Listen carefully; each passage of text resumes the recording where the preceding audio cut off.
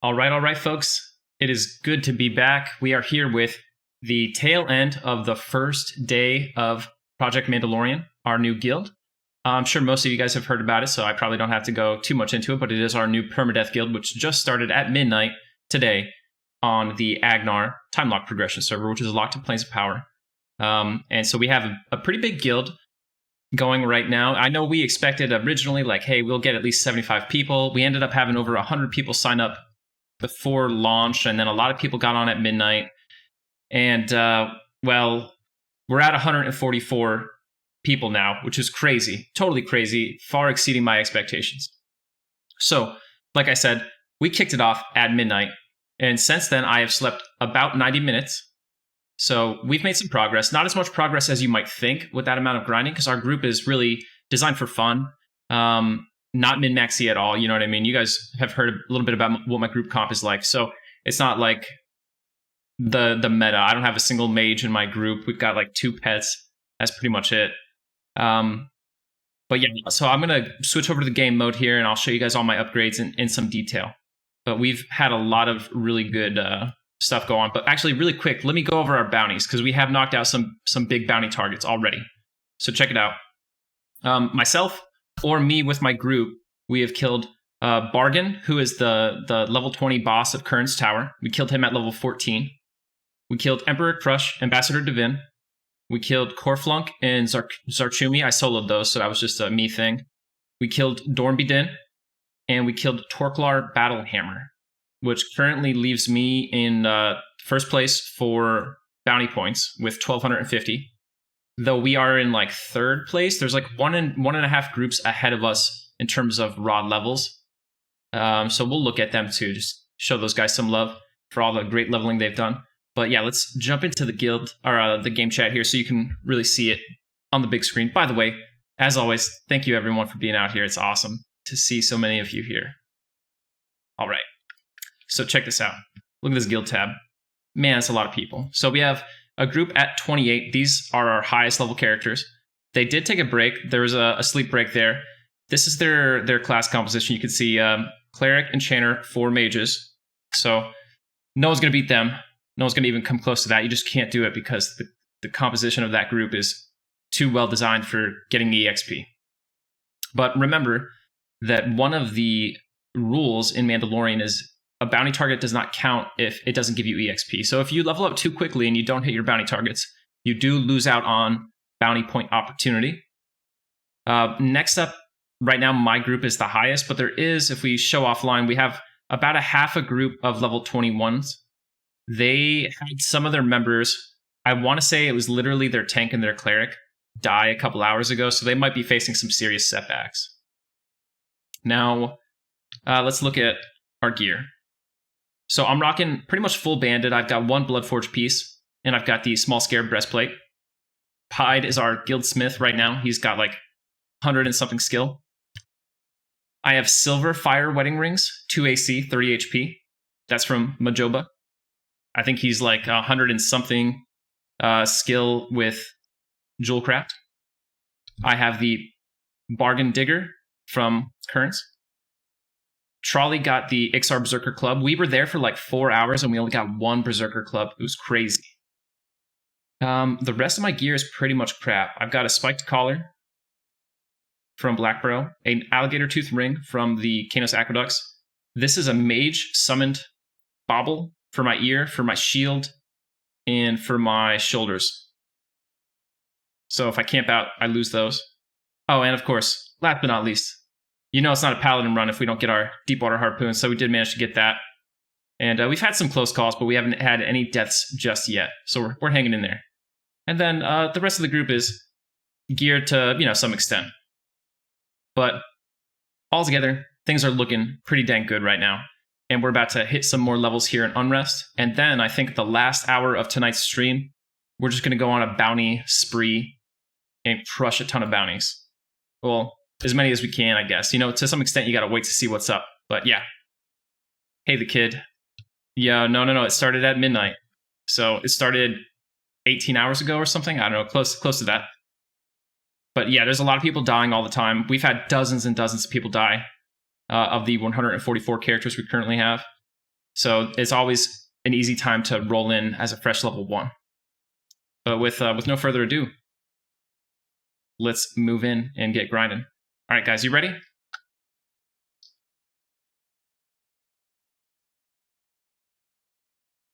Chat, let me know if you guys can't hear the music. Ideally, before 3 hours have elapsed. And furthermore, if you can't hear me or anything like that, hopefully you would have already told me. Yeah, we had terrible luck on the IBC, man. Really crazy. So, Nails, the composition is Paladin, Cleric, Enchanter, Necromancer, Beast Lord, Druid.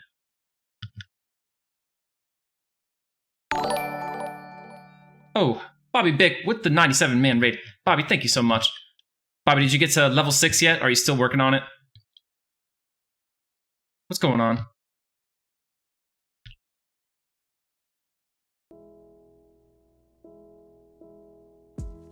Alright, so we have some music starting up there, guys. Summon a zombie, you got it, Liverflap.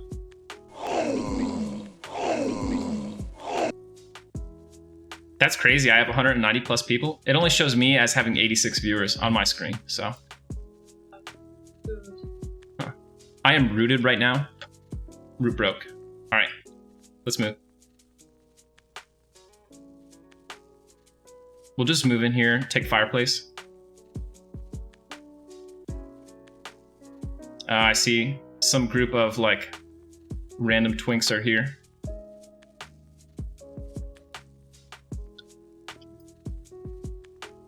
All right, guys, move all the way up to the tower. The top of the tower of Hag Tower right now. Not Snorlax. I'm gonna get you on that local lore. Just give me 1 second. Hanatoy, thanks for the follow. Much appreciated. Bobby, thanks for the raid. Stay away from the door there.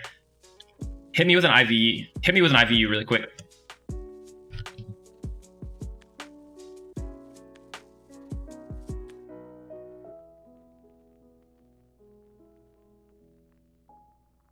No rush.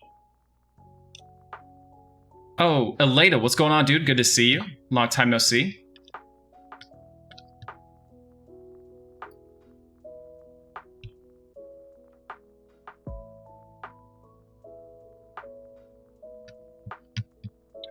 Oh, you still need a charm pet, yeah? Let me get you one.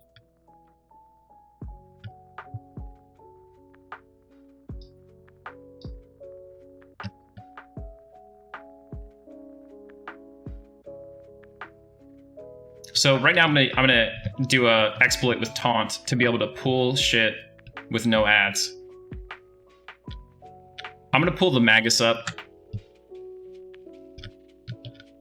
Pre-open this door so I don't have to deal with that bullshit. Taunt, there he is. Z-Axis taunted him. Now he will come up with no ads. Don't buff me.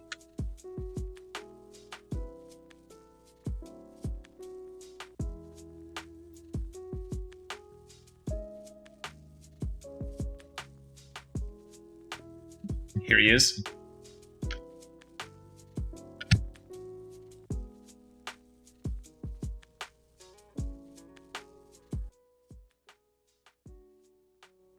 Music felt a little too loud to me. Let me know if that's too quiet for you guys. His pet is still struggling to path up here right now. Hanatoy, I am a number of years old. Not to be revealed. Why do you ask? There we go. Is that our second hat, guys?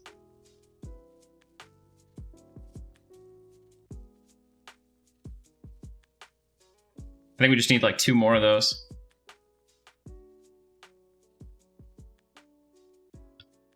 Here's a carrying ghoul.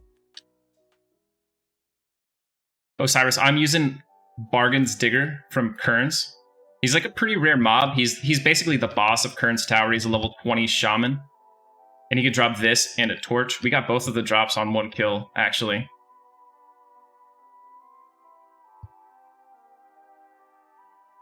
I do not know where these are coming from or why they're aggroing us.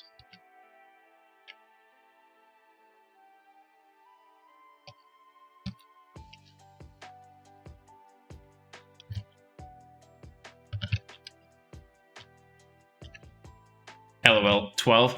No, I started playing EQ when I was, I want to say like 8 years old, so I trend a little bit young, but I'm getting there, getting old.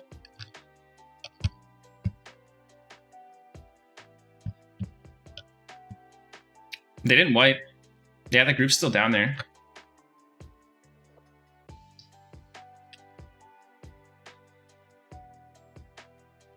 Do you want to just go get Torque? Yeah, hit me with another IVU, and I'll pull Torque up here. Yeah. So what I'm going to go do is try to grab Torquelar Battlehammer. He's a really good pet for us. By using IVU, I can just navigate the zone freely. I'll taunt this mob, and hopefully move before he can melee me. And he'll come perfectly single.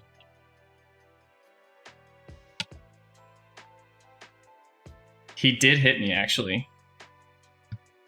He hit me through the wall, but I didn't aggro anything else, so I'm good. As long as I don't do anything, as long as I don't hit him, riposte him, cast a spell, or receive any kind of buff, he will come perfectly solo. Nothing will assist him. Here he is.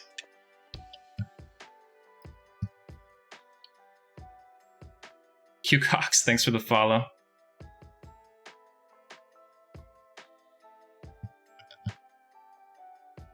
All right, give me another IVU. Stay classy. Here's your interrupt. What's going on, Noob Kick? Good to see you.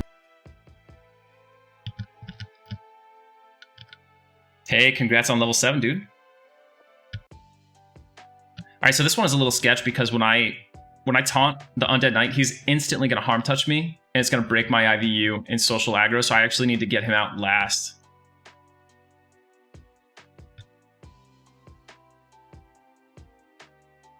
Hex, I don't know how long it's been in the game, to be honest. I mean, it's possible it's been in since Classic and we just never knew. The range on taunt is not incredible. Doors only stay open for 10 seconds, so there's not a lot of time to work with. If that door closes, I get smoked.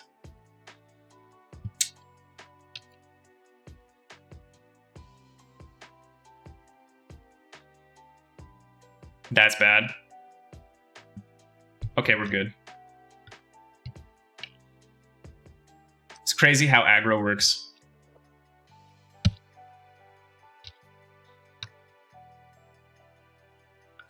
I think I got the zombie summon. Wrecked, I got it a little while ago. Dude, Noobcake, your shack is so good, man. I'm jealous. Like, I thought my shack was good, and then I saw you built that in like 5 minutes, and I realized everything I had done was for nothing.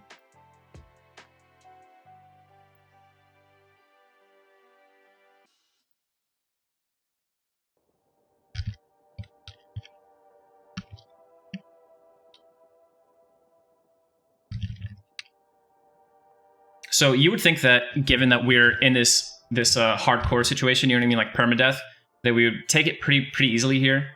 But that's not been the case. All the named mobs that we've killed for the bounty board and shit have been pretty consistently redcons when we kill them. Except for Zarchumi and Corflunk, which were blue to me when I soloed them.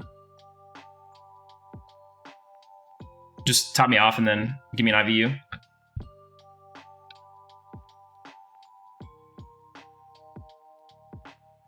There's a possibility that we get the monk and the knight.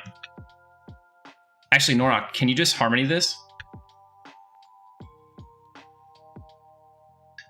Token, we haven't had any in our group, but we've seen some groups have some big problems. A lot of times it seems like the clerics are dying first. We've had like multiple groups that had to kind of like start over or wait a long time because their cleric died 10 plus levels into the run. We had a level 21 cleric, level 21 warrior die. We've had dozens of people die in that sub 10 range. All right, so this should pretty much be free now.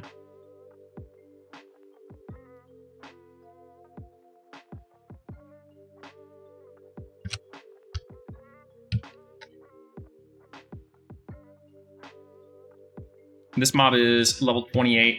I am level 18, so he's got a solid 10 levels on me.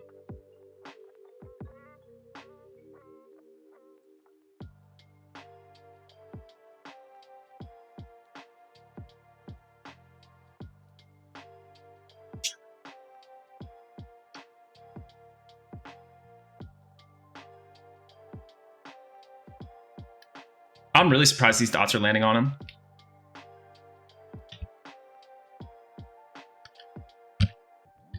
Yeah, man, I've been playing Valheim in my spare time, and it is so fun. I think Charlie and I both love it a lot.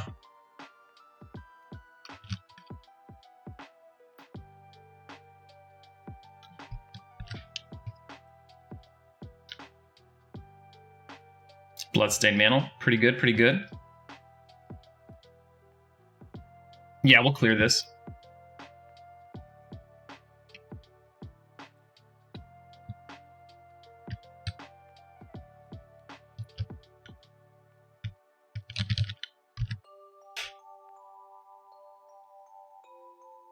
No, I'd be fine with the hack too.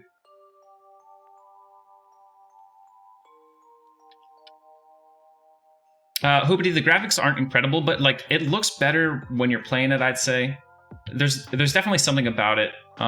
Like the graphics aren't good, but yeah, it looks better when you're playing around with it than it does sometimes on streams.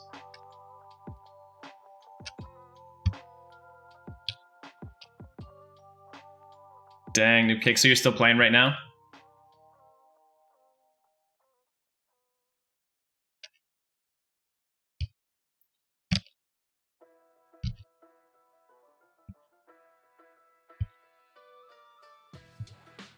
Yeah, I'm definitely not going to complain about graphics though, I guess, right? Like I play Everquest still. RuneScape is my benchmark. I can't tolerate RuneScape graphics, the classic RuneScape. If it's going to be that bad, let's just go 8-bit, 16-bit. All right, let's move down into the bar. When this respawns, we can just slowly take it. And I'll pull up there.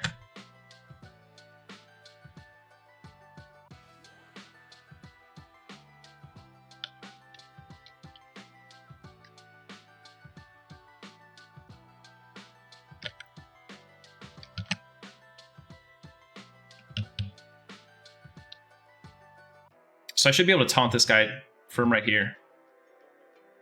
Yep, and just walk into my group.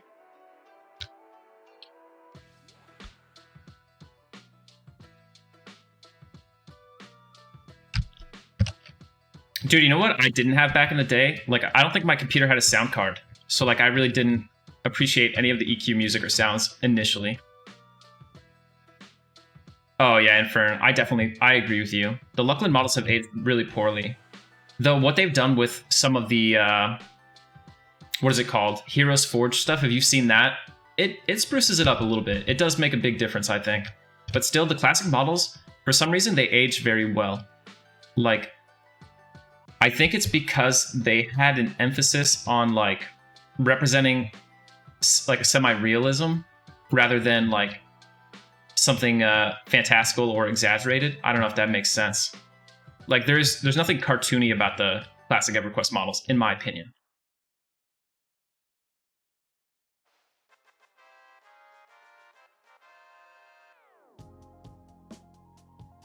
I wonder if this guy's gonna be salty when he comes back and sees that we're like sitting in a camp that he had just cleared.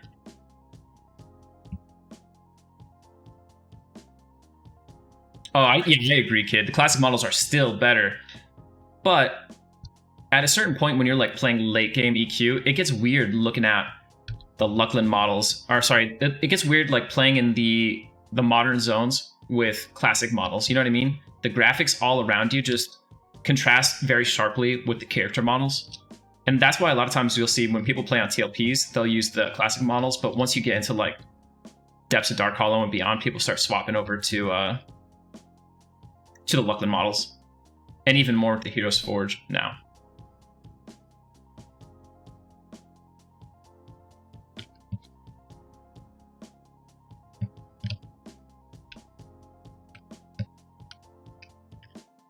Bobby, what's going on, dude? Hey, Bobby, how'd you like your first night of Mando? Are you enjoying it?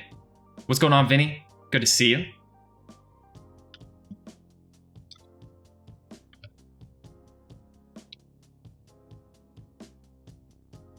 Bobby, did you see the thread? I need you to make those recommendations to the devs so we can get some changes in here. Dude, the classic trolls just look so good, man. You can't improve it. It's already perfect. Yeah, see, it really comes together when you're grouping. I mean, like, if you're not grouping, it just feels like you're playing SSF. Which, you know, SSF is fine, but you get that bounty aspect of it. That's when it's fun. Dudes, Paul, I'm telling you, there are no heroes here. Feels so epic when you hear it. You're like, oh shit. Dark Elves, they do look good.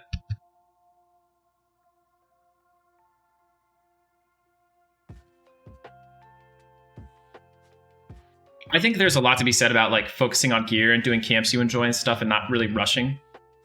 Like, we are a high-ish level within the guild, but we're not rushing. We're just playing a ton, if that makes sense. So, Bobby, I want them to fix the nerf thing, or the taunt thing. And I posted that in that thread to the devs. I was like, hey, fix taunt. You should have to have line of sight to taunt things. And a bunch of people came into the thread and they're like, taunt's not that bad, dude. It's not even that broken. Why would you want them to have line of sight? And I'm like swimming under rocks in Kern's tower, taunting bosses through the floor, through packs of mobs with no aggro.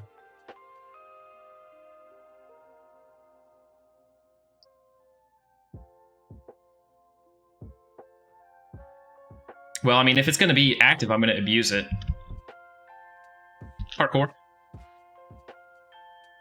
Oh, dude, don't tell me I'm too short to make this jump. I need to, like, reduce my frame rate.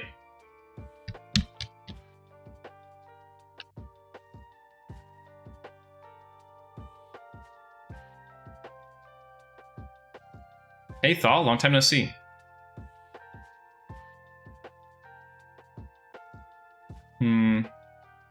I might have a big pull incoming.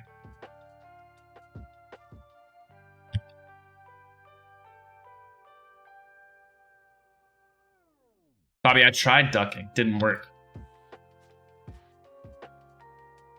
What is this guy doing? It's very sus.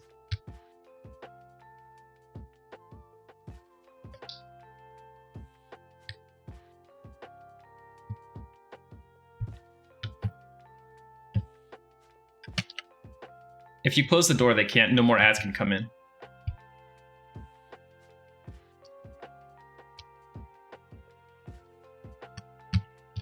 Yeah, you know. Alright, we should be good with all this, right?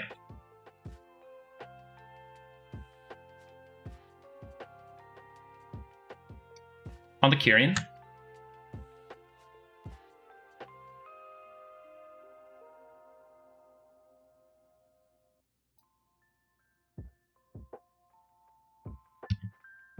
Most of this shit is, like, much lower than us. Bull! Thank you so much for the sub, dude. Much appreciated.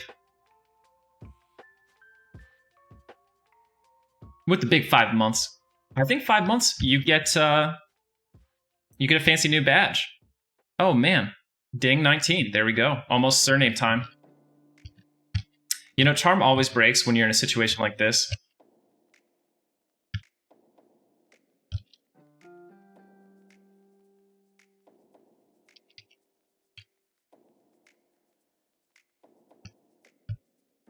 Spawn.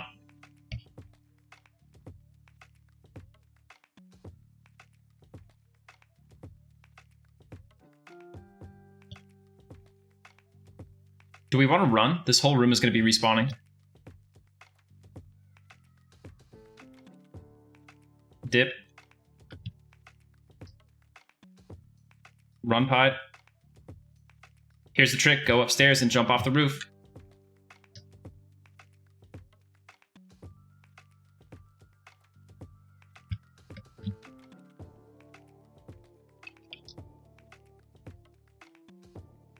Jump out the window. Right here. Any of that space in front of you. No, you're going go there. Yeah. Oh, good. Gosh. I'm good. Chat, we almost lost Trolley. I can't really see, so the window looks like a wall.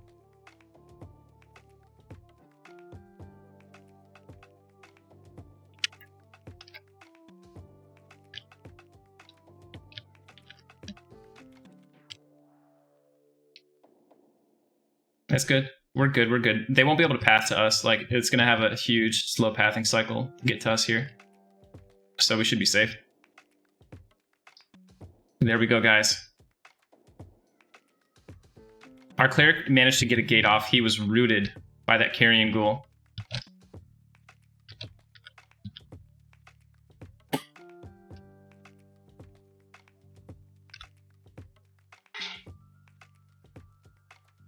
Good thing they had windows at the top floor. I think if we didn't have all the spawns, we would have been fine. Alright, we can pop back in. Sakari's Shadow, thank you so much for that Prime sub, dude. Big 4 months. Uh-oh, how do I cancel this? I don't know.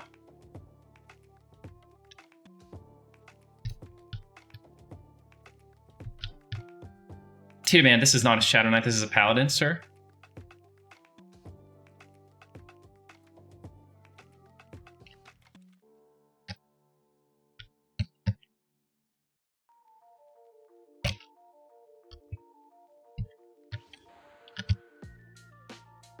Did Torque die? Good, good. Brel is just, he's like a scam artist. He's not evil. He's just super sketch.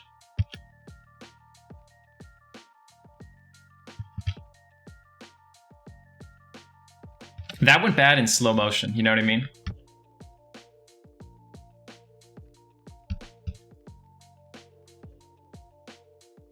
We were very lucky.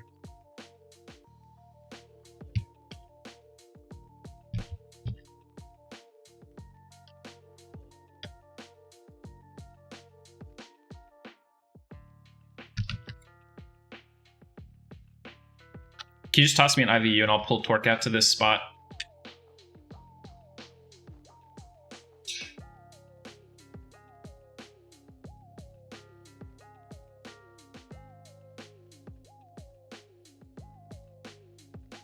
It'd be cool if we got the Whirling Bladestorm spawn in there. It's like a rare mob that I've seen like 3 times ever in Unrest.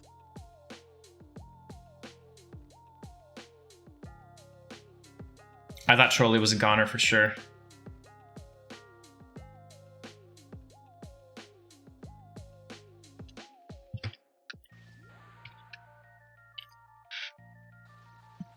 This is the way. Hey.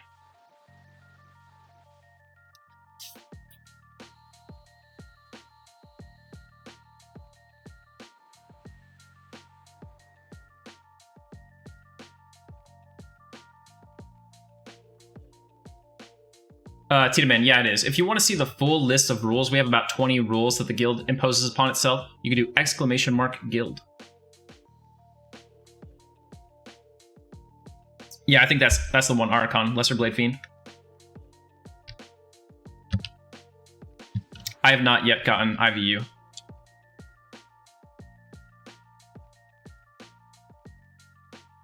Jim Jones, the best bone chip quest, I think, is South Kanos. Talk to Walton Graff. He's going to give you a box. You fill it with 6 bone chips, combine it, and give it back to him.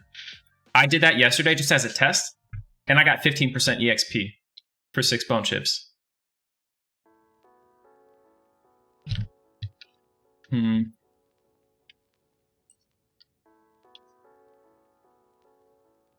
Torque's not at his spawn point, and I don't get a tar on him.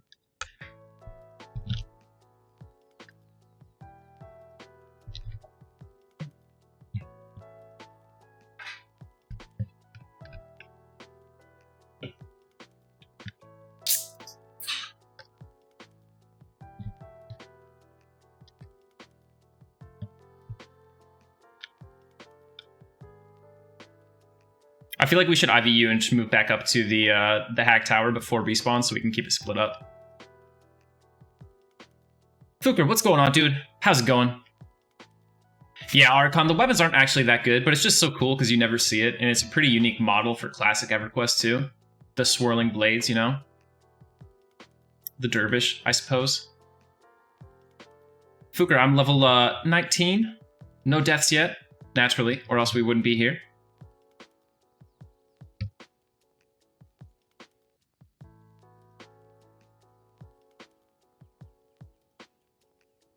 Yeah, and the faction is pretty good on that too. I think if you're trying to do Kano's faction, it is the best bone chip to faction ratio.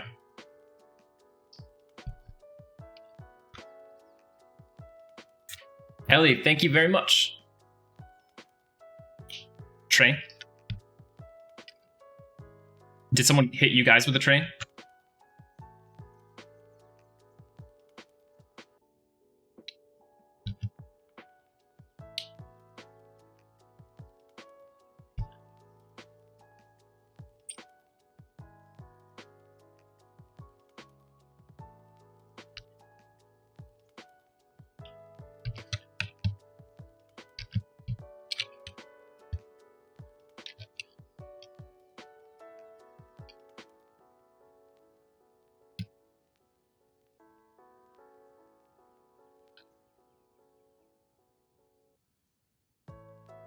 We're gonna have to we need to get dots on this guy.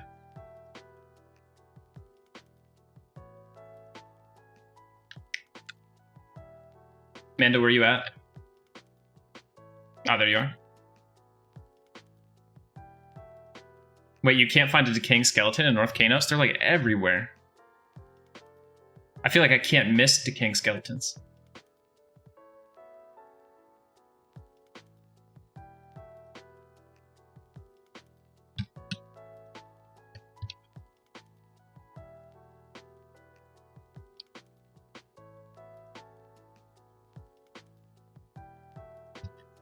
That's crazy. I'm surprised there's not more decaying skeletons up.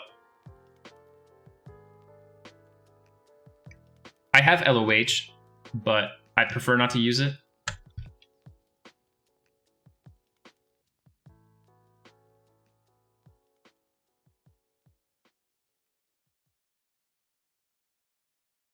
Yeah, it might not work. We're trying to get a we were trying to get the enchanter aggro so that we could get the shitty enchanter pet on him. No dice though. Hey, J-Rox, how's it going, dude? Good to see you.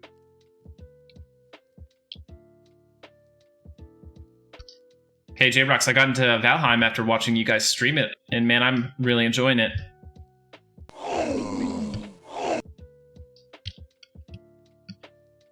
Fade roll, what's going on, man? Good to see you. Breakout, you got to level 6 on your Necro? That's dope.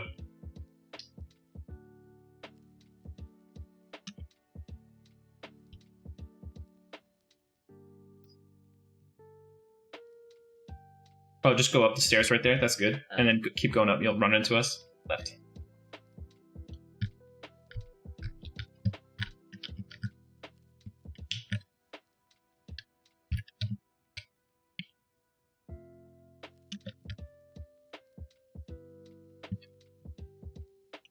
Get aggro quick. J-Rox, it's not too late to get in Mando if you want to hang out and do it. We've got people dying every day, every hour pretty much. So a lot of fresh level 1s always being rolled. Good time to join. If you and the wife just make a character, like make it tank and a healer, you'll be set. You can build a group around you guys anytime. Cash, it's going great, I would say. I think, I haven't checked the Discord, but at the time that I started the stream, we were in the lead for bounty points. It was a close lead, but a lead nonetheless.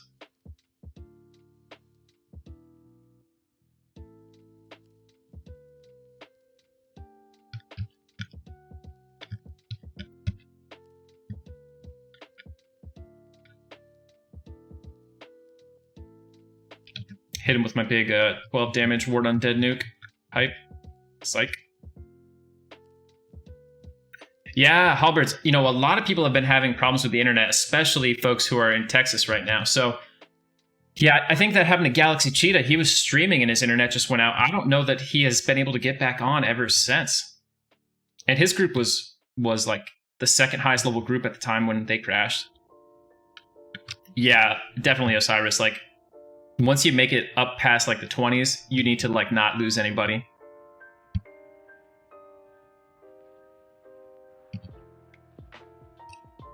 Dude, these Beast Lord pets generate so much red, it's disgusting.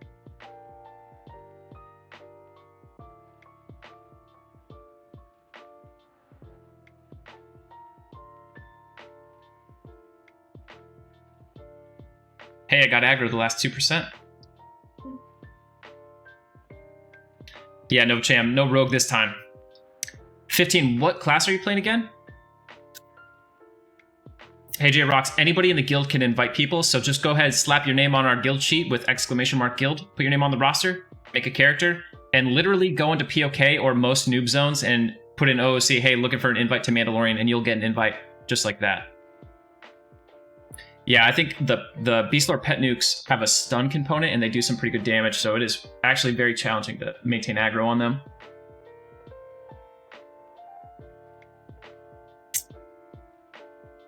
Oh, okay, that's actually sounds kind of tough, 15.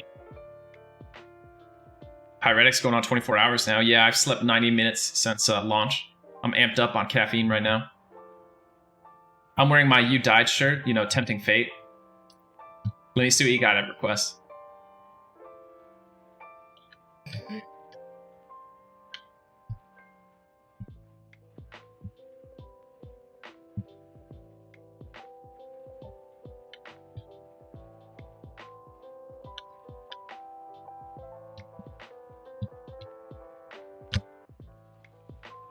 You know, I've done this all solo, so when I have 5 other people with me, I feel pretty secure.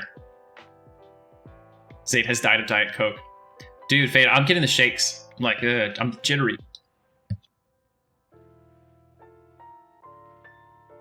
Agreed, Variety Void. This is the closest I felt to like a server launch outside of an actual TLP server launch. You know what I mean? The cursed shirt. Every time I wear this shirt, we die. Tonight, we're breaking the curse. 145 members. Getting a group trivial. It did kill a dwarf pally last time, that's funny.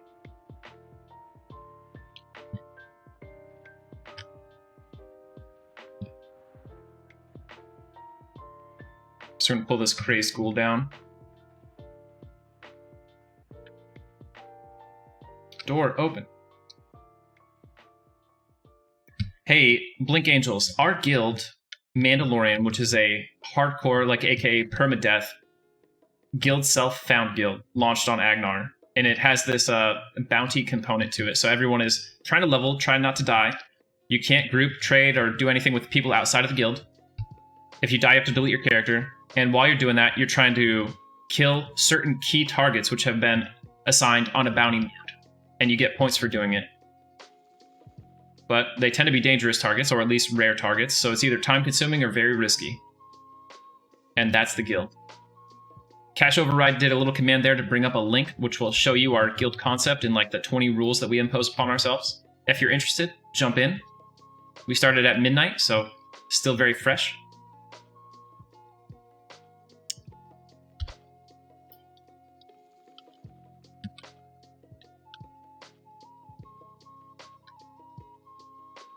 Can I get an IVU? Yeah, Etris, I wasn't set on Paladin for a long time. I was thinking Ranger or Shadow Knight or Warrior, but I ended up doing the Pally. And then I was going to go Human Pally, and I ended up doing a Dwarf Pally. So, is he going to instantly nuke me and break my IVU? We're good. Has anyone died yet? No, champ. Dozens of people have died. Like a ton.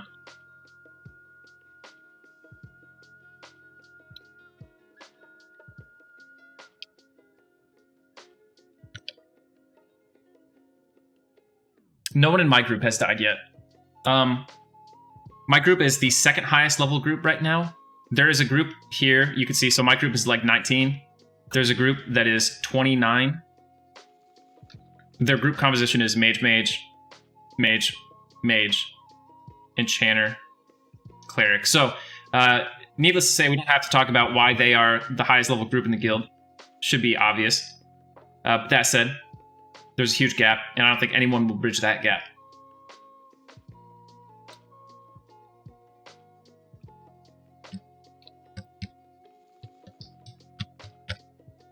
Why Cleric versus Druid? Probably for complete heal on Charm Pets.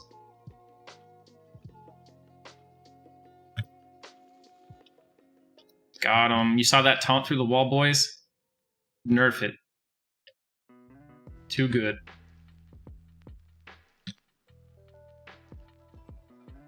Right, Fat Matt? Those first 10 levels are like some of the hardest.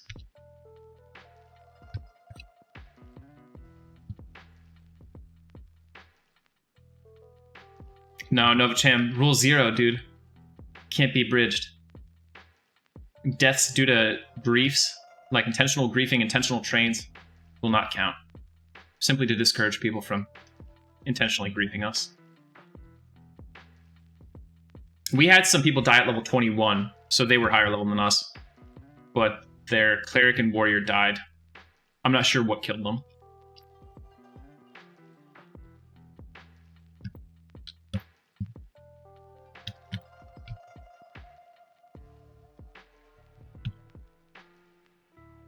SPJ, this is on the Agnar time lock progression server, the server that is permanently locked into Planes of Power.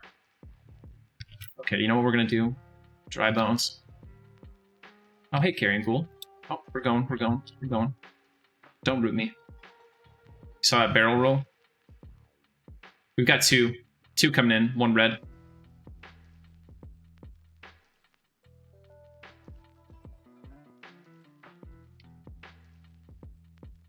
I think they'd be hip to your tricks, Novacham. It's all good.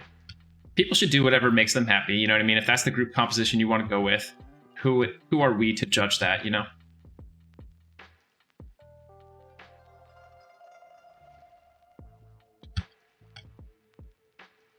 If someone buffs you, J-Rocks, you just click the buffs off. Sacred Rat already plays hardcore in real life. It's so funny. Yes, Mert, you post your bounty screenshots in the bounty chat. You can see all the other people dropping theirs. It's important that your bounty screenshot shows the bounty target and the EXP message, because if you kill a target that does not generate EXP for the group, then it doesn't give bounty credit. No bounty points for killing trivial targets.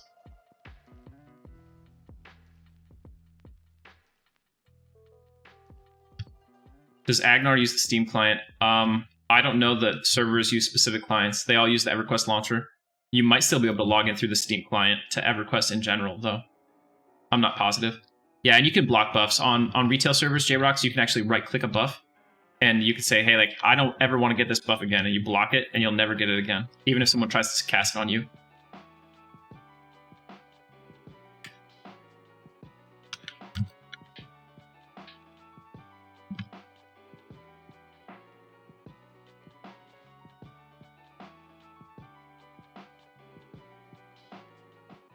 Trying to give this a second to hit our enchanter. There we go.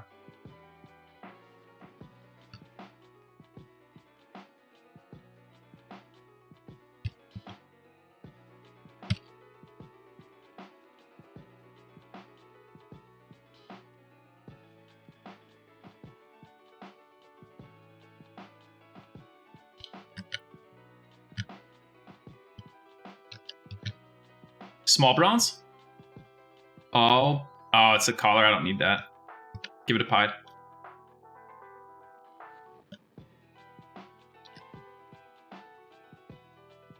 Alright, check this out.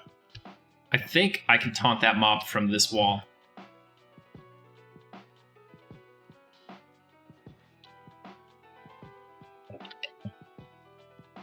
I can't. Hey, the Timber Owl, I'm glad you're enjoying it. It is a thing. I mean, we just made it up, you know what I mean? It's not like an official thing, but...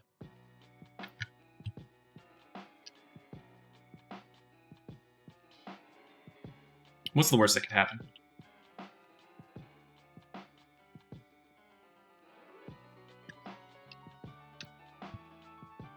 Got him. Got him solo. Dude, taunt is so good. So basically, if I'm able to resolve the taunt before proximity aggro kicks in, then I get him singled every time. Doesn't matter if there's 100 mobs standing right on top. And Everquest actually only checks for proximity aggro every 6 seconds. Oh, you said you're charming this one? Okay.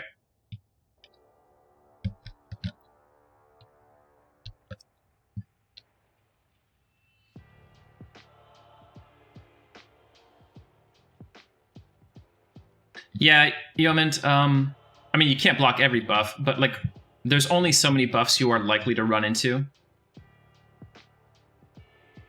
Frank, I would use the term cheating very loosely if we're qualifying this. I think this is EverQuest as Prathen intended. Sacred Rat, did I get all the way to 50 on SSF? No, I didn't. I like suicided my ranger right before Mandalorian, so I would be 100% free. No, just kidding. I didn't really suicide him, but I sort of did. I attempted to solo a yellow con named wizard mob. And, well, you can just kind of guess how that went.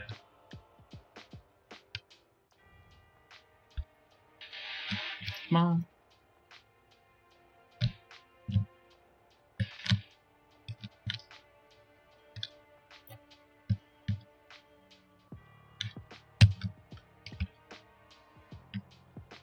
Yeah, it was crazy. But we would have actually won it if not for the mob actually cheating at EverQuest. He hard cast a nuke with no line of sight. It's clear. It's clear in the VOD. You guys can reference the video. We can run it back. Rekram. So aren't we essentially playing P99 easy mode when doing this on live? I don't know. We're essentially supporting the company that gives us the opportunity to play EverQuest in the first place.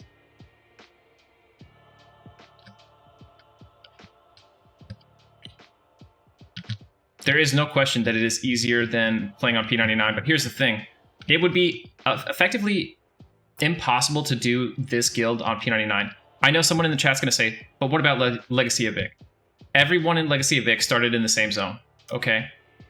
So if you were going to do Mandalorian, where people could be any race class combination on P99, everyone would die before they got to be guild invited, because the rule of Mandalorian is you have to be level 1 when you join the guild. But no, it's fair, and yeah, definitely it's easier on here than it would be on P99.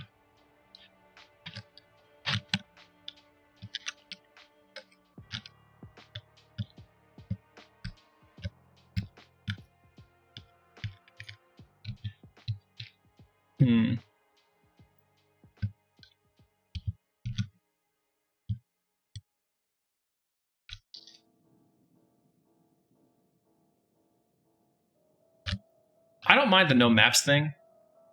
There are other things about P99 that are, like, for one thing, it's hard to get people who have never played P99 set up on P99. Like, trust me, trying to explain the rules of Mandalorian to 150 people has made me want to tear my hair out sometimes. I couldn't imagine trying to also guide like 80 of them through the process of installing titanium and getting it to run P99, you know what I mean? Like, I don't want to herd that group of cats. It's much easier to just be like, download EverQuest, press play. I'll give you a chrono if you don't have an account. We actually had a guy join our Discord, and he was asking for help on getting P99 set up a couple weeks ago, and we were helping him out, hooked him up with some resources and everything. And then he said, how can I move a file? Along with some other similar questions. And I was like, I just can't do this anymore.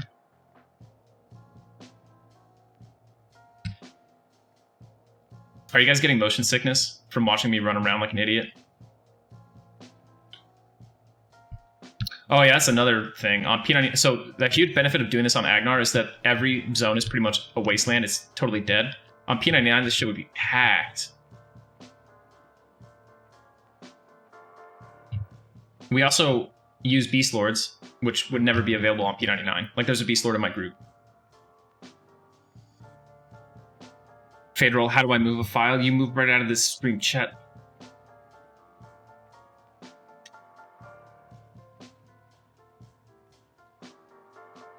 Pix will be cool. Let's see here, list. There are 194 people in general chat. And there are 54 people. So we are a little bit more than 25% of the server population right now. Approximately. People are going to be like, well, what if some people left general chat? I suppose that's the thing. Chukarkin, what's going on, dude? Rackus Talent, how you doing?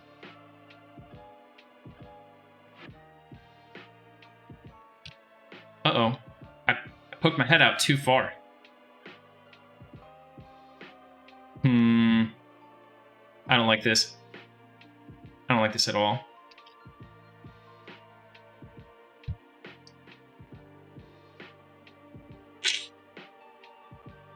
Okay. I was worried that he was going to aggro when he ran by that door. He was going to aggro some stuff from the bar. We'll get back into that bar room too. I was originally just waiting until we had a charm pet, so I should start breaking it now. Imagine trying P99 red. What could go wrong with your hardcore Permadeath guild on P99 red? I don't know. It sounds like a good idea.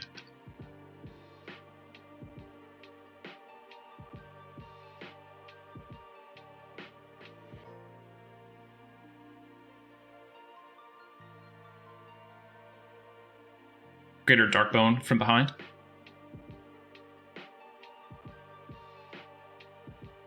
Yo, we are shredding this camp.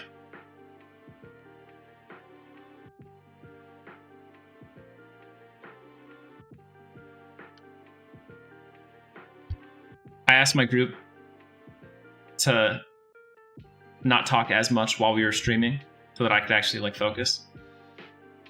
And my group has taken a vow of silence.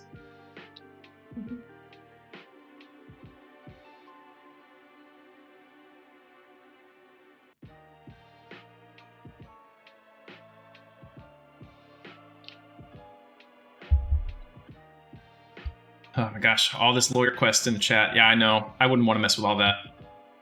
What am I doing? I should be tanking these things, not just meleeing for no damage.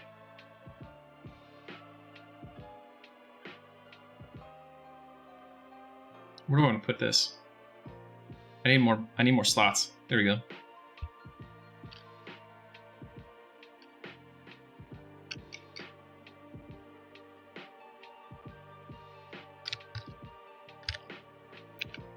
Ooh, I have interesting news, folks. We have our first Festering Hag. SPJ, there is no bonus EXP. And of course, we ban all store purchases, everything. Like, you can't claim anything, you can't use any store items, etc. Anything that would involve you paying money or getting something that you couldn't normally get, we have essentially banned. So no EXP potions, etc. Yeah, that'd be cool, Norok. That'd be dope.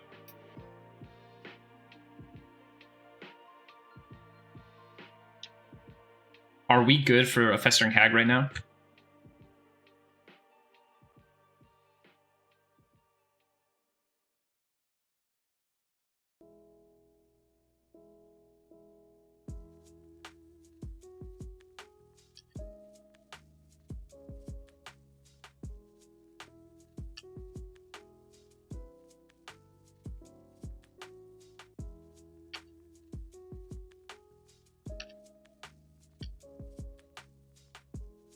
I'm just spamming stun.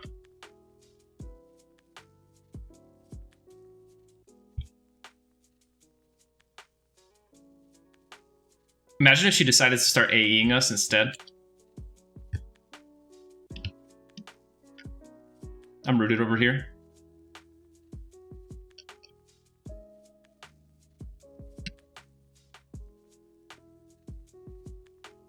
Yeah, that wasn't so bad. Yeah, Yeoman, each TLP, well, there are many different EXP rates for TLPs. Of the ones that you can play right now, I do believe that Agnar is the slowest, tied with Eridune, pretty much. Tita Man, local lore. I'm gonna get your local lore in a second. I hate Unrest lore.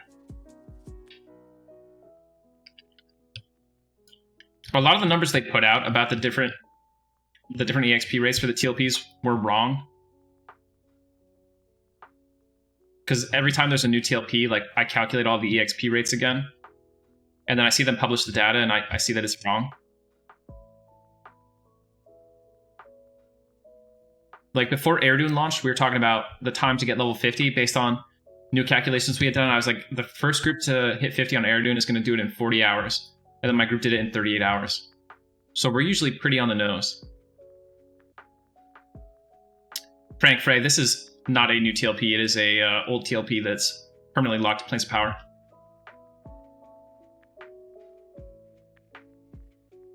Liverflap, a good place? Not really, I guess. Just look at Alakazam and try to make sure that you're filtering by Planes of Power content. Etris, we do not have a wizard for evac, unfortunately. All right, Norak, do you want to try harmonying the bar?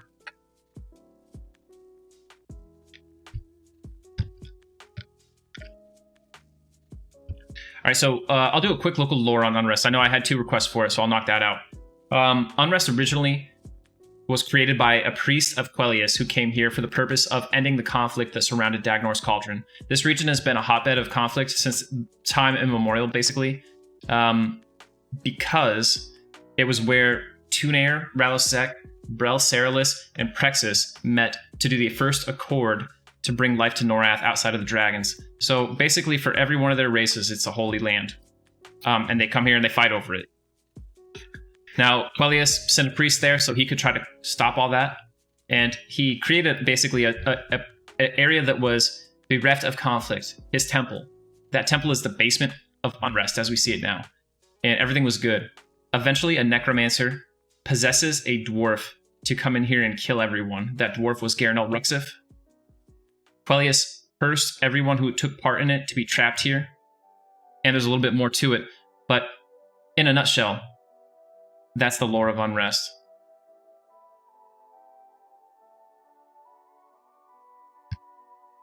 Oh.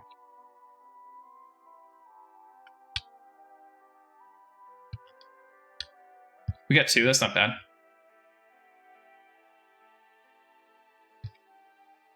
Let's dot up this barbed.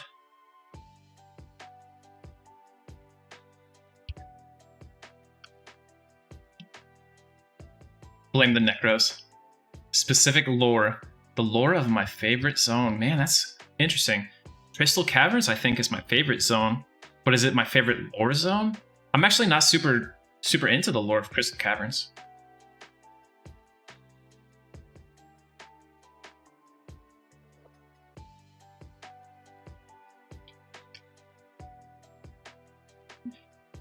Yeah, so I mean, Crystal Caverns was the original Coldane city on Velius. Before they were even dead set on staying in Velius forever, you know, at that time they were like, hey, Frostwell or whatever this was called, they were convinced they were going to build boats and sail back to Kaladin. Obviously that never happened. And the story goes that while they were living there, one of their hunting parties was captured by the giants from Kale, tortured, all but one of them were killed, and then one was able to successfully escape. But what he didn't know was that he didn't really escape on his own. They let him escape so they could follow him back to his home. And then they learned where the hideout of the Holding Dwarves were. And shortly thereafter, they assembled a war party and assaulted it. That's where Colin Dane, the leader of the Coldane at the time, triggered a series of trapped tunnels, ultimately resulting in him crushing himself in order to stop the giants. He collapsed the mines that he was in so that his people could escape. And ever after, the Coldane were named after him. The Coldane rulers, well, first they have the Coldane, right? So that's there. But then all their leaders are named Dane so-and-so after Colin Dane, who was basically a miner that was sent there to lead the mining expedition and found himself in the unfortunate position of being a king of sorts. So that's the lore of Crystal Caverns.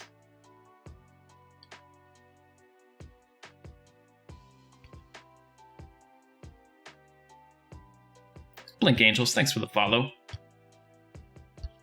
Cash Override. Oh, Timber Owl, thanks for the follow. Cash Override, how did the Dark Elves come to be? That's a good question. So back on Tunaria, before it was called Antonica, the Elves, basically the High Elves, but I don't think they had formally split yet, so it was really one Elvish empire. They ruled Tunaria, and it was a good, nice, benevolent rule and everything. But Inaruk came, and he was going to abduct the youngest child. Good time to summon Inaruk. He was going to abduct the youngest child of the Thex dynasty. Going to take him away. The parents, the king and queen, pleaded with him not to do it. They were able to stop him, but instead he took them. Perhaps Inaruk knew all along that this would happen, and that was his true intent, but he took them back to Plain Hate, and he tortured them for hundreds, maybe thousands of years until they finally became Dark Elves, and now those were the 2 first Dark Elves.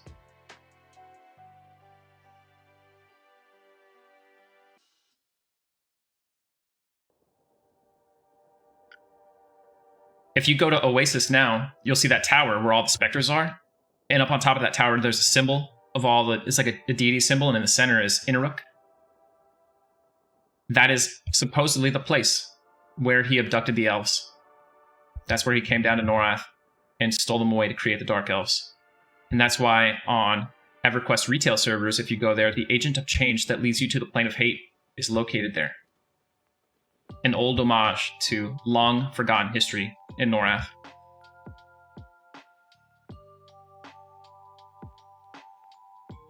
How did they escape? He released them once he was done with them to become their own race.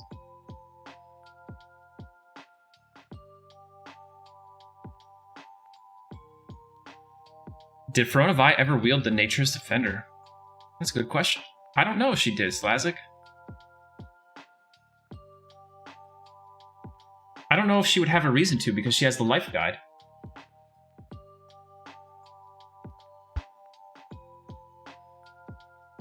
I would expect the Nature's Defender to be in the hands of someone like Galith Verdeth instead. Is Verona Vi actually relevant in lore? She is. She is the chosen one of Tunair, and she becomes especially relevant in, well, one, she put together the defense of High Keep, which resulted in the Battle of Bloody Kithkor, which resulted in the, you know, what happened to Kithkor now. So she's super critical there. Otherwise, the Dark Elves would have captured High Keep. They would have had unlimited access to Fulligan's Soulstones of Inaruk, and who knows what could have happened from there.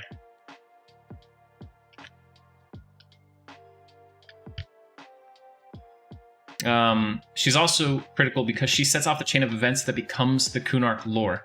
Like, the reason that we go to Kunark that time, which, by the way, it's the third time the High Elves have tried to create a colony on Kunark. The reason we as players go there initially is because Verona Vi has been kidnapped, and we're trying to find her. She was kidnapped by Danek Dorantath, one of the servants of Veneral Sathir. She was kidnapped specifically because they wanted to acquire the life guide and corrupt it.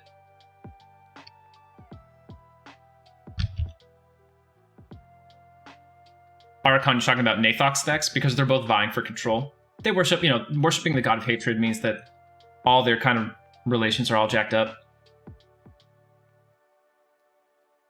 Colonel Tosh, thanks for the follow.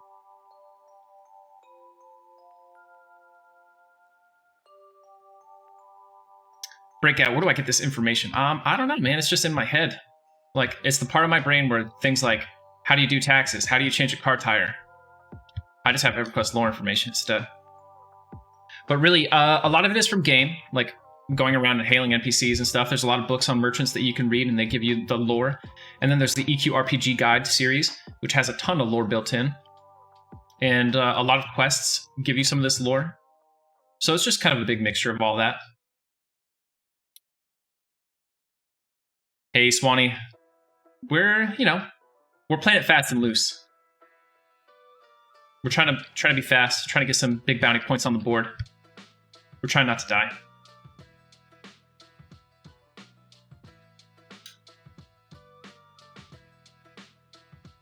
Nah, Bandit is better.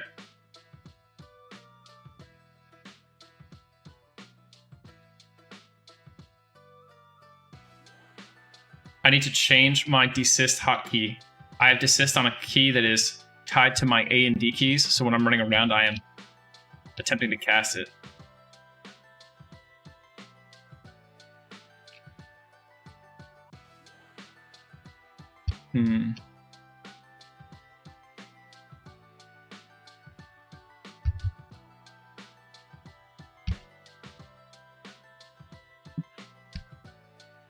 I should look up the Kunark 2.0 stuff, Frank. Is the lore good or not really? I mean, I guess you said the Elsie Akata lore was disappointing, but I feel like it's something I should know. Oh, shit. We have two coming. Dry Bones and Carrion Ghoul. Actually, yeah, both.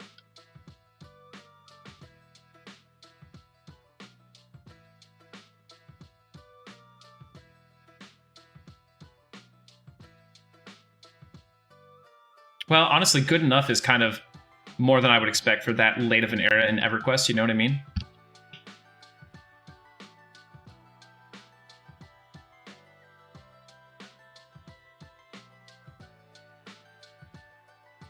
I was hexed, but I certainly wasn't anybody figuring any of that information out. I was just a ye old pleb, probably grinding away in Crush Bone, still on my 10th alt. More interesting than Gates lore? Dude, the lore of Gates at Discord is so good. Maybe it's not. The Discordians are cool in their initial conception, I think. Though I find that the whole Teologia a bit underwhelming.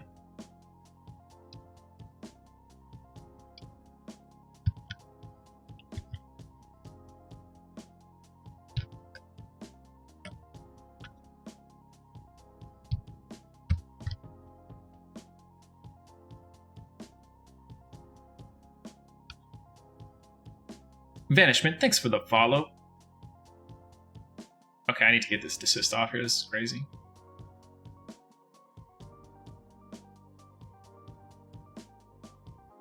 I really like a lot of the models that were introduced in Gates. Like, I think Tunat Maram Kuvox looks incredible. Very cool looking boss. And then in Gates of Discord, the same thing. Or sorry, Omens of War, the same thing.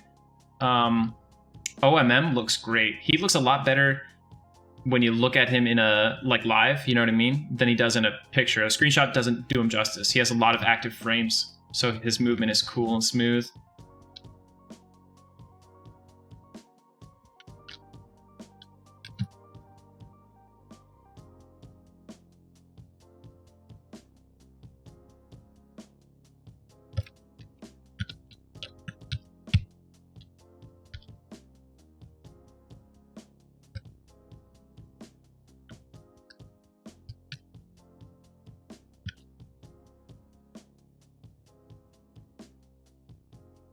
Any day now, Dry Bone Skeleton. Any day now.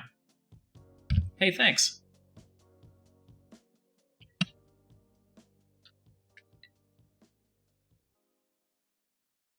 I really like that the new stuns they added for Paladin are called Cease and Desist.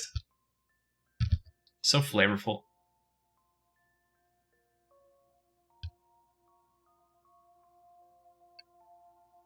My hotbar is kind of crowded. I'm just going to use Alt-6 to use my desist.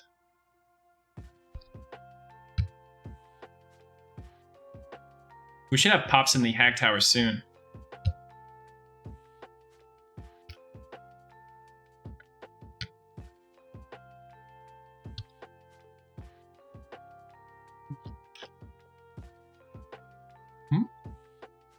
Maybe it's Carrion?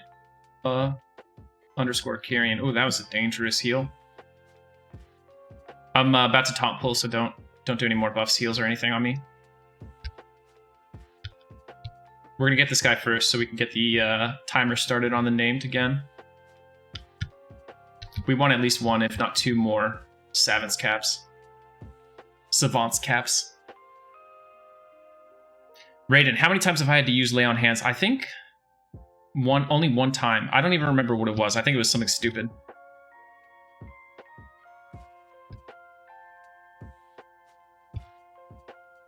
So surprisingly very few times.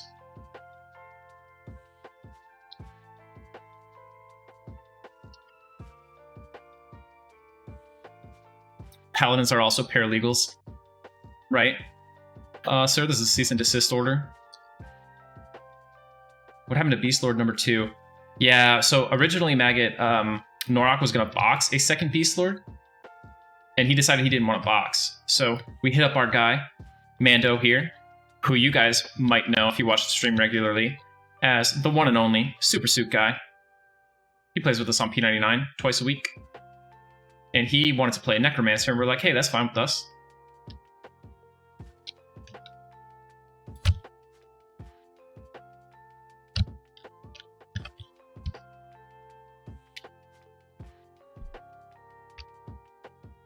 Cash, for some reason, I read your comment as, are Paladins better than furniture in EQ? And I was like, I hope so.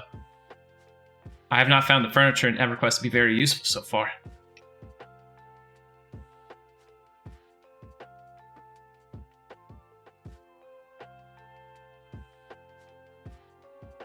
I should say that while Agnar is up to Planes of Power, we have limited our guild to level 60 with no AAs. You cannot spend an AA point.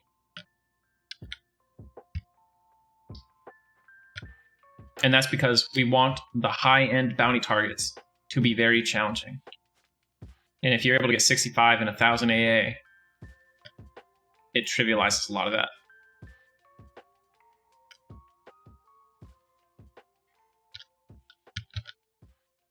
You know, Fade, monks fall off pretty hard. I mean, they're not like terrible, but the kind of people that are attracted to monks in Classic would be very disappointed at the way their class performs probably in Live.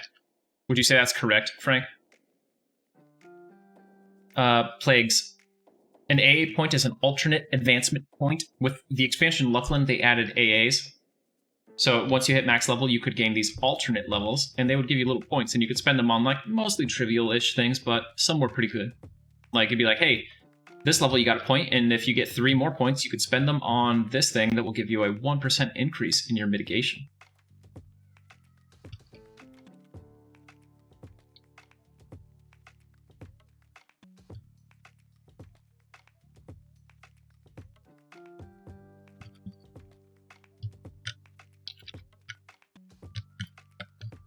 I knew it. My spawn senses were tingling.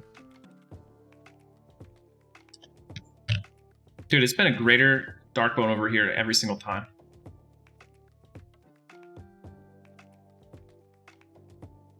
Yeah, Frank.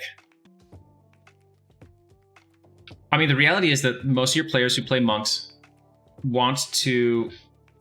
Can I get the thing that makes my mana go up quick? The players who play monks in those early eras play monks because they want to be on top of the parse. That's why they play it, right? Or they want to be poolers. I don't know that monks do either of those things in live content.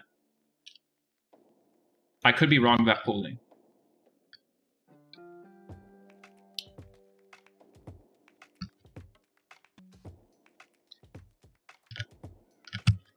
That's what I thought. Yeah, bards become the big poolers, and that really starts as early as Plains of Power with Fade and stuff like that.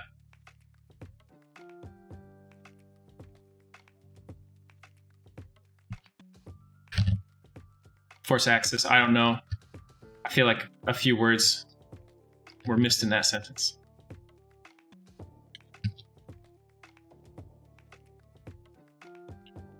This is clear. I know this is clear because I just cleared it.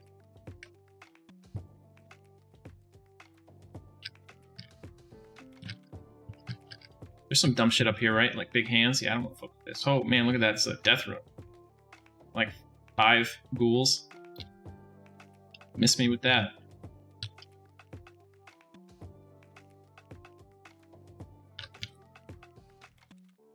Oh shit. How did they spawn so quick? Norak, you want to take this one?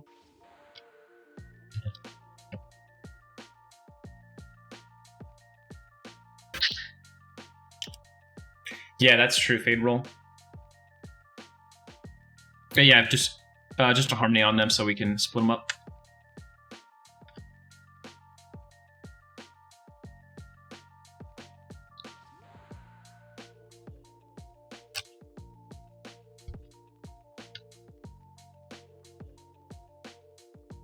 So I'm thinking around level 25, or maybe even as early as 22, guys. We're going to go to Upper Guck, and we're going to camp the Shin Lord.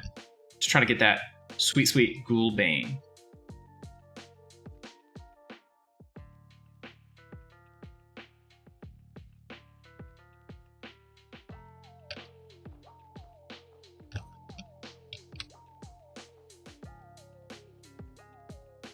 Yeah, that'd be dope.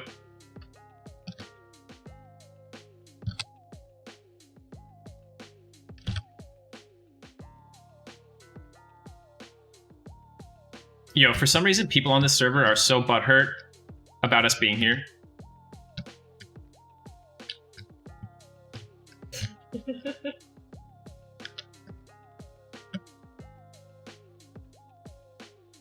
Did I? Oh, ding 20, hype.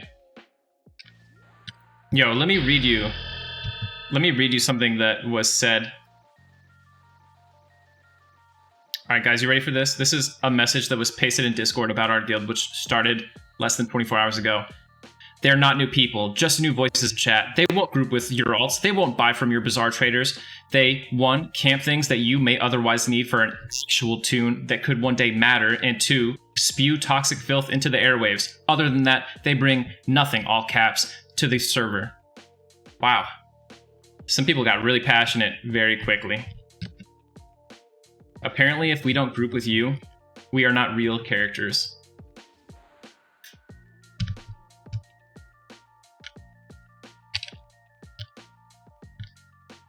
Remember that, chat. When you think about Agnar, apparently that's the server.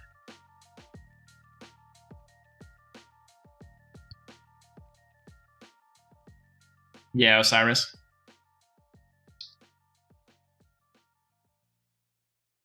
Well, it's posted in the Discord if you want to go see who actually said it, but I won't name them on stream.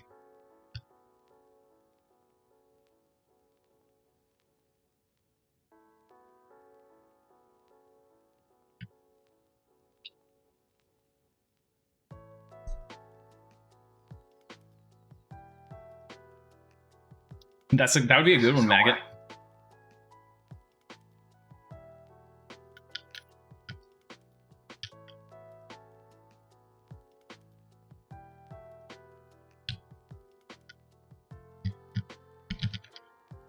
Yeah, you guys saw me jump on that bar for a split second for the taunt solo. It was good, man. Hey. Norak Vicious is talking to you in the chat.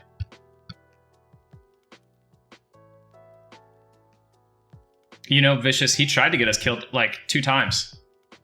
When we were in Kearns, we were trying to wait for Pathers to move before jumping down to like the bottom floor where it's like a one-way pit. And he just like YOLO'd himself down there.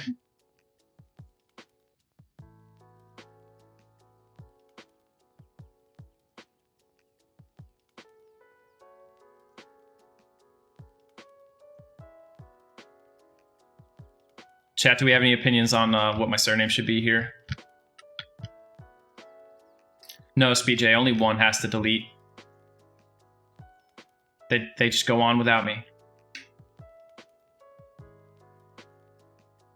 I do want that belt, yeah.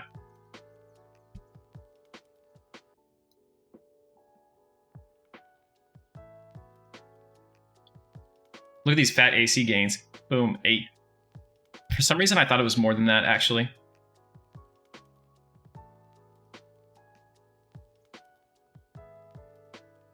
And swallow surname balls. Yeah, I'm gonna get me a 3-day suspension. Zaide Ducks there, that's a good one. Nova Champ Big Dicks.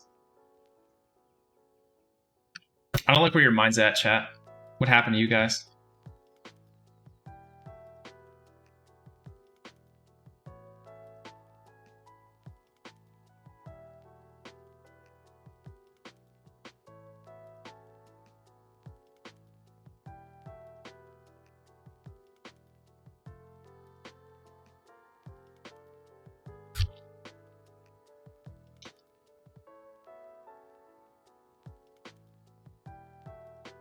But not really.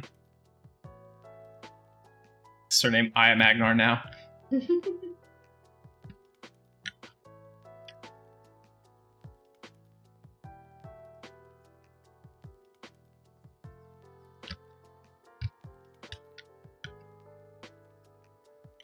Yeah, it's nice getting that extended target at level 20. Sicarius, not for my group, but there have been some groups that have wiped. Mostly in the sub 10 range. We had one group that had a few deaths and they were like level 21.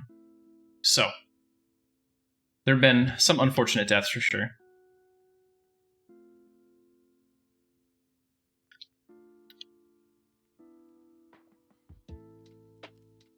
This spawn should be soon. Hey, our 4 mage group is hitting level 30 as we speak.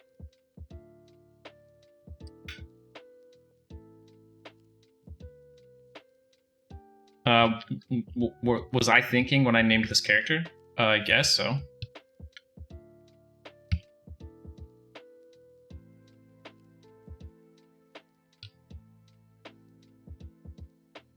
Dang, Novachan, what'd you say? That's rude. I'm sure it's your fault, no Cham. I'm sure it's not Galaxy's fault.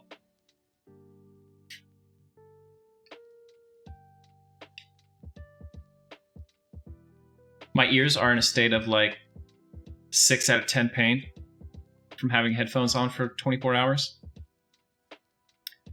Vicious, they might have. I don't pay attention to it, you know what I mean? Mostly people just seem sad after they die.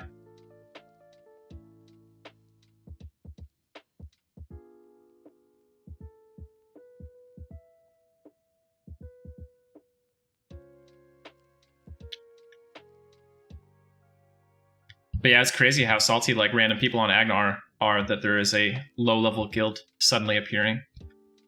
Like they really, really care about it.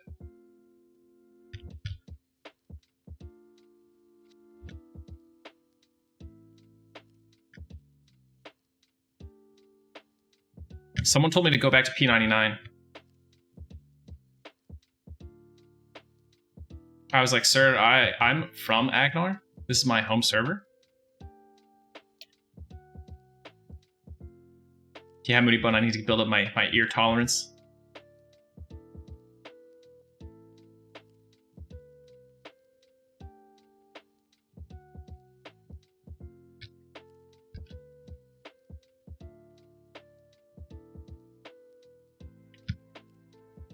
Right, Slavic. Sir, this is a Wendy's.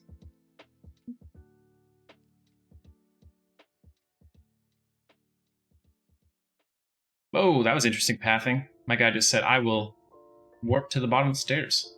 He must have got caught in the door.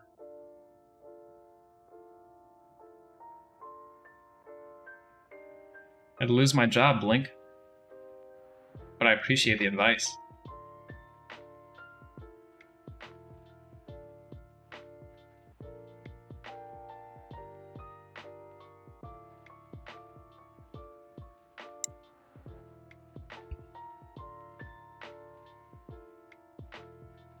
I woke the sleeper on this server a couple years ago. I don't know if anyone playing actually remembers that or cares. I would guess not.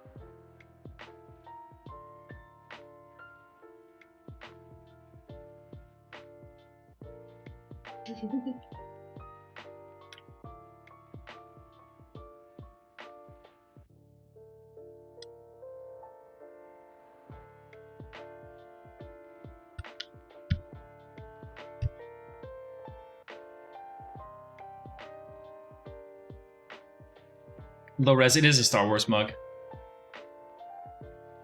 So after the first Star Wars remake movie came out, I was gifted this, what I considered a pretty cool Kylo Ren mug that says Rule the Galaxy. I like it. But then the other two Star Wars movies came out, and now it's just a mug I have.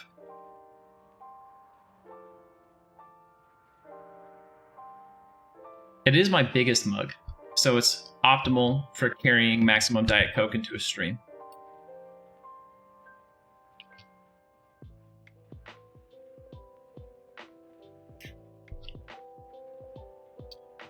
That's so funny, Osiris.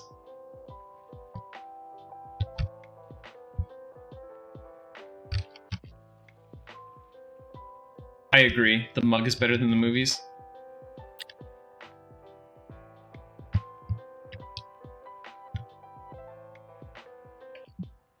You guys saw that ninja move right there? It was like an anime where you teleport behind him. And then I say, you're already dead, because he's actually literally already dead as a dry bone skeleton.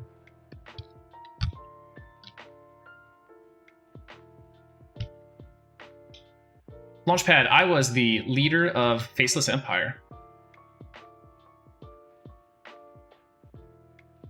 Dang, Blink Angels. Well, I suppose I'm a fool. We can agree to disagree on it. Everything's still cool, dude.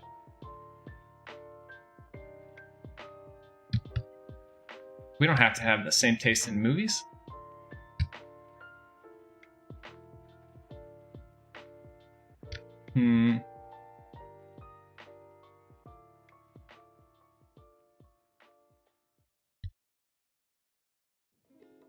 I miss Hannah too.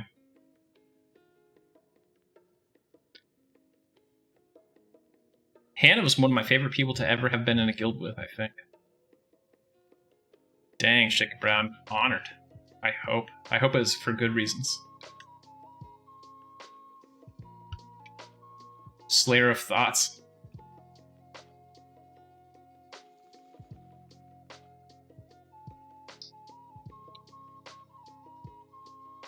Have you spawned yet?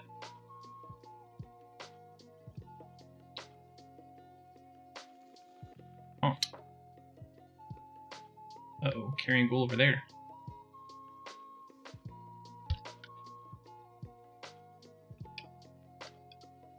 Yeah, I mean, I just can't really get behind how they threw, like, Luke's entire character arc down the drain.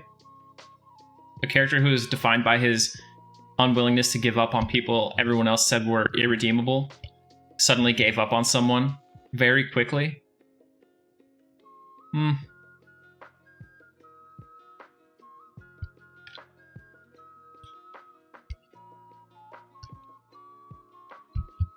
Like, when you watch a character and you only get them from movies, right? We only have, like, a total of, what, 6 hours of Luke Skywalker in the original trilogy? And, of course, a lot of those are just, like, short scenes and stuff. So we'll say that there's maybe, like, 3 hours of actual Luke Skywalker characterization and screen time. We don't know a whole lot about the dude. But the only thing that we do know for sure is that he doesn't give up on finding redemption for his family members. It's literally the only thing we know about Luke. And somehow that was the one thing the new trilogy managed to well, it's not the one thing they screwed up, but you know what I mean? Like, yeah, it's just crazy to me.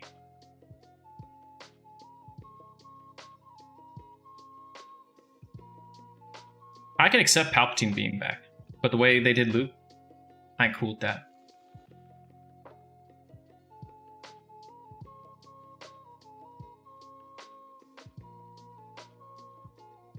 Yeah, it was also, like, lame how they built up Snoke and then he just died in 10 seconds. I'm rooted.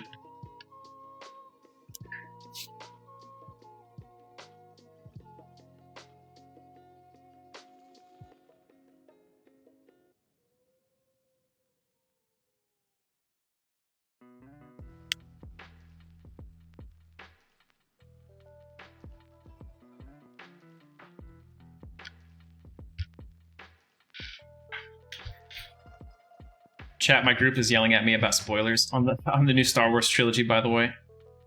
Whoops.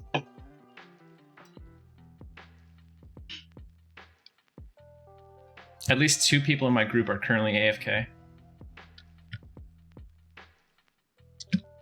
I'll just feign death. Where my P99ers out. Show yourselves.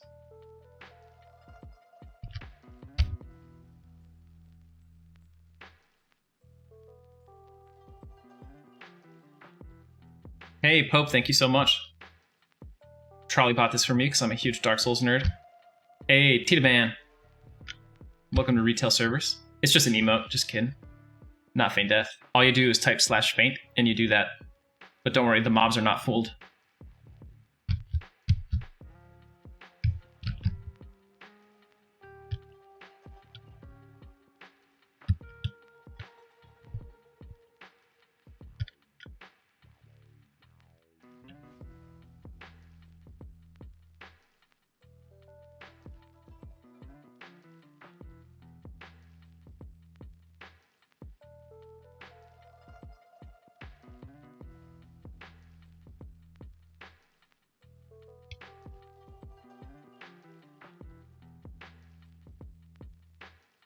It might be the single most important racial ability in all of EverQuest, Liverclap. I did the math and I came out with Frontal Stun ranking just a bit below Barrel Roll. Swanee, I did not take the week off. I happen to have Monday off because of President's Day. I have to go back to work tomorrow. Sad. Back to real life.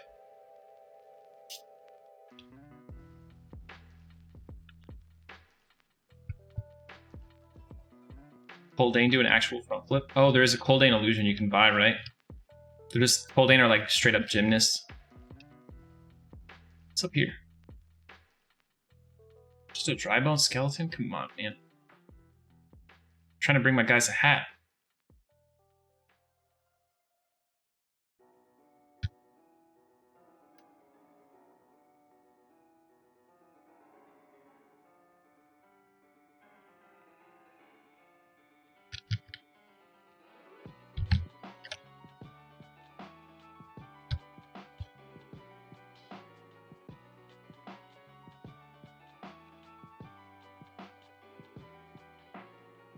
This is like good practice for the TLP 2021 static rush. Starting off basically with no gear and everything, and then kind of playing. But you know, instead we'll have 4 mages. But yeah, you guys hyped for that? Chat, will you guys tune in for the full 50-hour 1 through 60 TLP 2021 grind experience on Twitch? If I stay up for 60 hours, you guys got to stay up for 60 hours too, right? We're in this together. Hell yeah.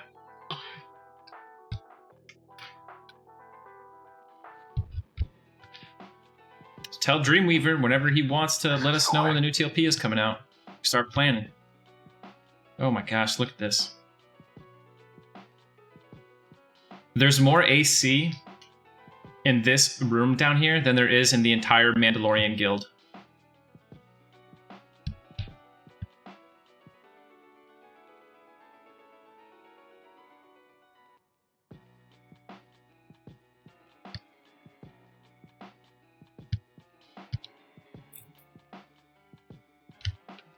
Yeah, Osiris, he did post that. But the thing is, Dreamweavers, and this isn't an insult, but when Dreamweaver says not soon, the most we can say is that it's not this month. And hey, that's okay. Now, I'll be surprised if we don't get one by May.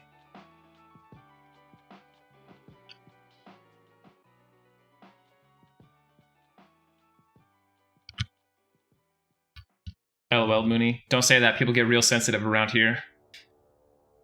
Someone's going to send you mean PMs.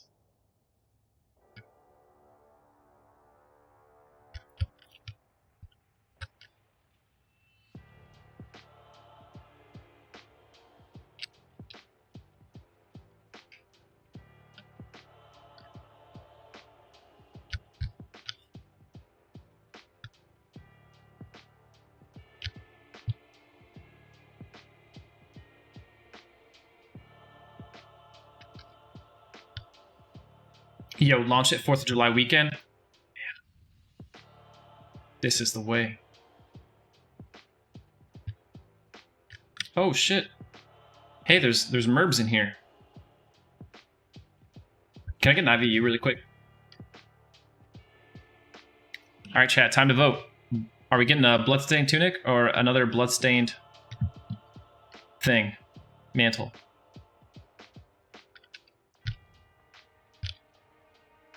You're already dead. Shit, close open this door. What's he say? Omaiwa Maoshindaru? Oh, no. That went as poorly as it could have gone. He landed the bash and the harm touch.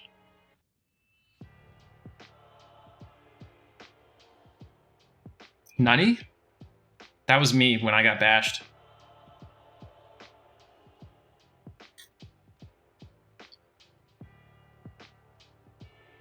Desist. Dude, this Beastlord pet. Unbreakable aggro.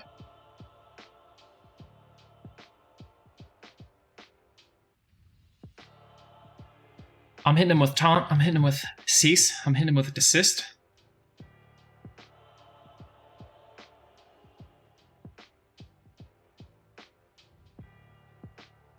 I accidentally cast Courage. Alright, chat, what do we think? Shoulder or tunic? Rip. Our first piece of bronze. Okay.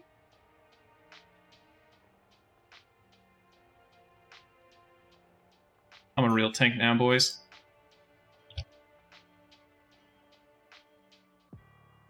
Let's get a close-up on these. Oh my goodness.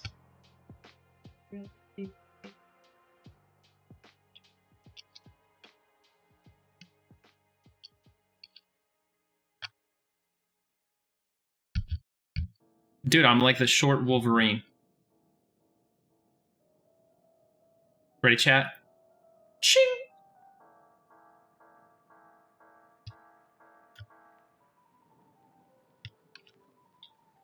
We good for a hag?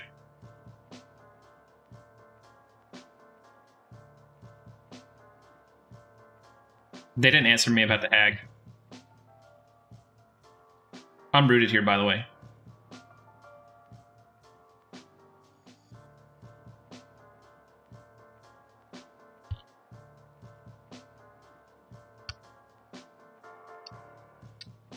Yeah, it'd be cool if I didn't get nuked for half my entire health bar again.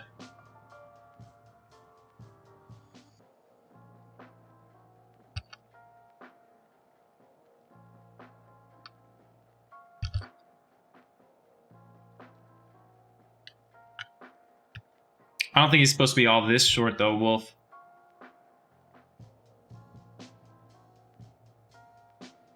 Oh, yeah, definitely blinked. Don't worry. I have a ton of dumb opinions, so I can't be upset with you for having one dumb opinion.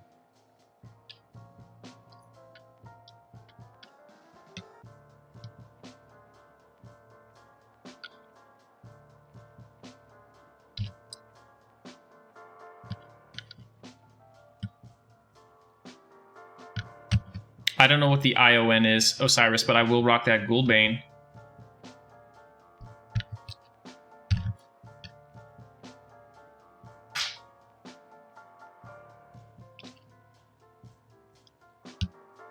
.5'3", dude? He's very little. Dude, my daughter's almost 5'3". She's only 6 months old. Instrument of Night. Oh, yes, Osiris. Yes, that is exactly my plan. I'm going to be dropping those big double procs. Slaying undead. I'm just student face.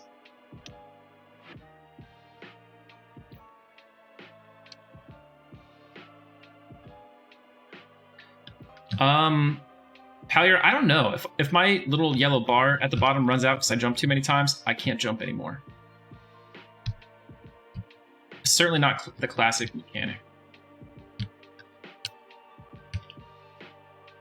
Oh, what am I doing? Oh my goodness. I'm level 20 now. We need to change the game right here. No more damage cap, son.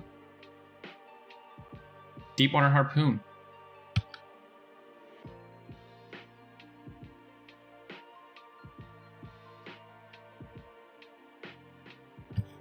Oh, I see what's wrong. Hang on. Bandolier. Bash.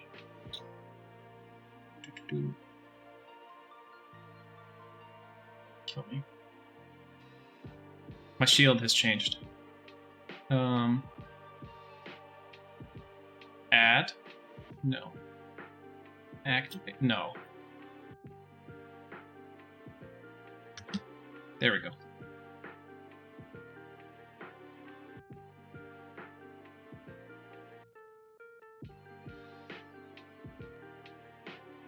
Order of operations. There we go. Oh, I have a new spell too.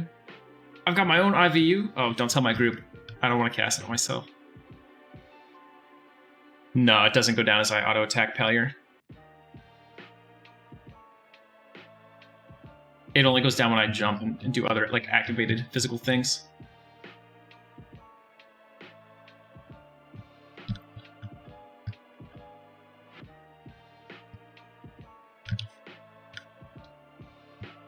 Alright, I'm coming back.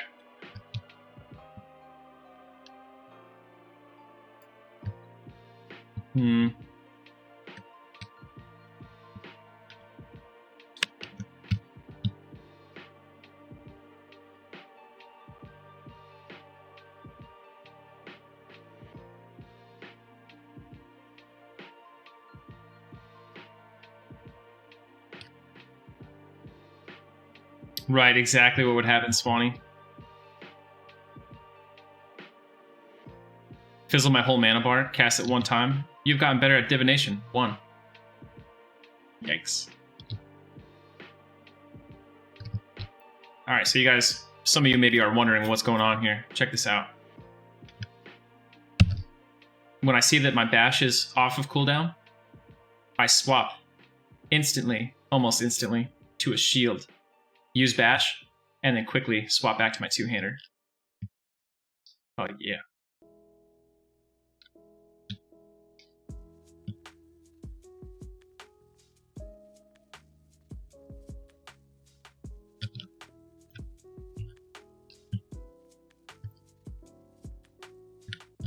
We've had some respawns on the bar since our last pull 10 seconds ago.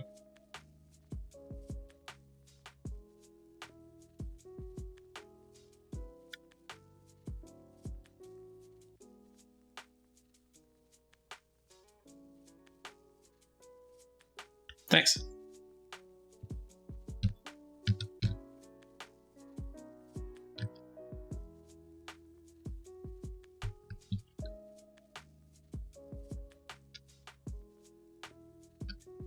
I see Frank the Bank has arrived. Wait a second, Frank, are you wearing that mask right now? I thought I destroyed all of those. Frank just up here to taunt me. Oh my gosh. I'm about to have a brain aneurysm looking at all these colorful graphics on your inspect. Chestplate of Vindication. That looks like it's like the chestplate of Orange Sherbet.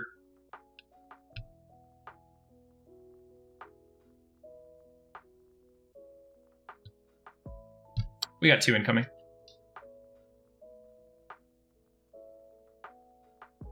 Oh, okay, that makes sense.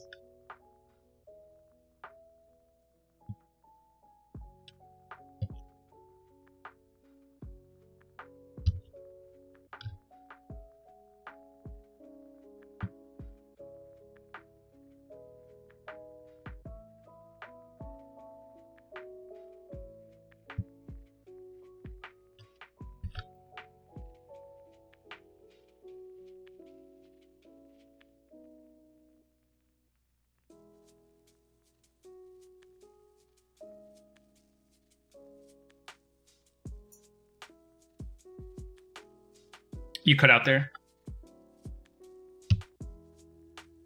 Welcome back.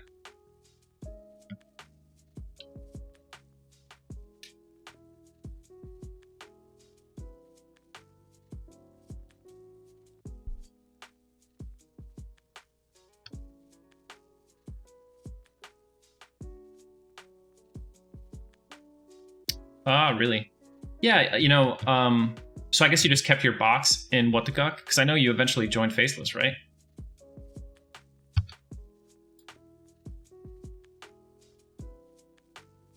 Fine steel hammer. Oh, yeah.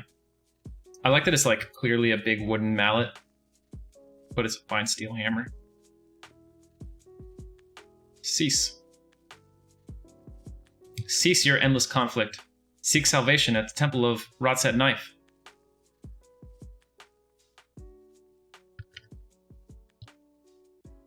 Yeah, ours. Man, this guy wanted to be real close to me when he procced that root.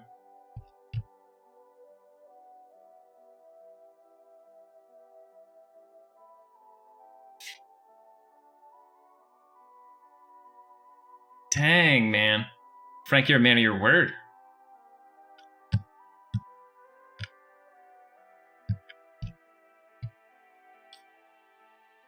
There should be liver flap, you're right.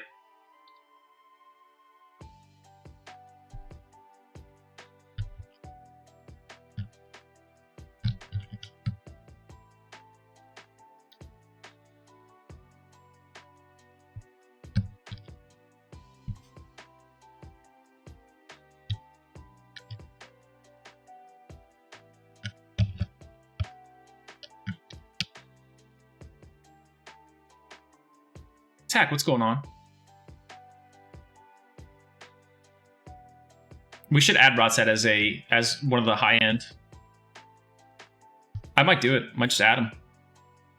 Alright, chat, let's check the bounty board. No one has updated their bounty statings there, and I don't see any new bounty kills. the last bounty that was claimed was the Goblin King in Solasec A. So, your boy is still the #1 bounty holder. This is the way.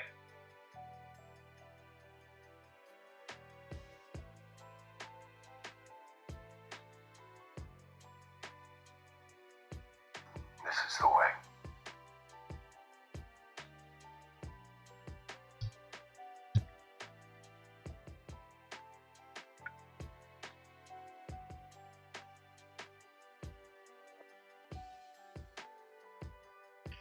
The Land of the Pine. How long will we stay unrest? Honestly, like, we're gonna come back in fourth on it. Right now, we're gonna pretty shortly here. We're probably gonna go bounce and do some bounty shit. Then at 22 to 25, somewhere in there, we're gonna do the Shin Lord in Upper Guk. And once we get a Ghoulbane, we're gonna come back and we're gonna live in the basement, probably to like the mid to upper 30s.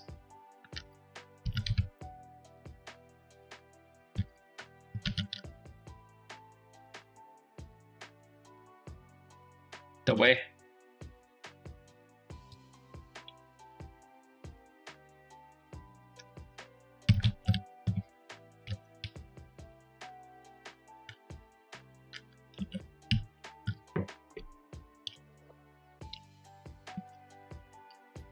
I think that this group over here is pulling our mobs. Like these mobs, these don't spawn on the first floor.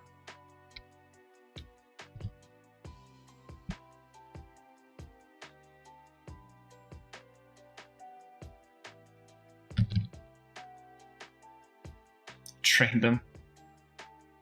I wouldn't want to get in a train war that I can't, you know, I can't see through to the end.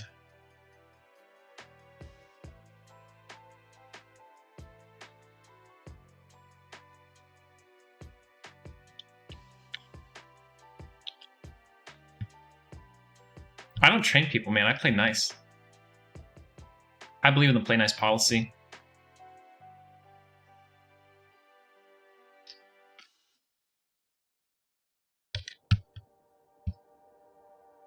It's weird that Everquest was never like, hey, we're going to do a pathing overhaul. Like, we're going to fix all the bad pathing.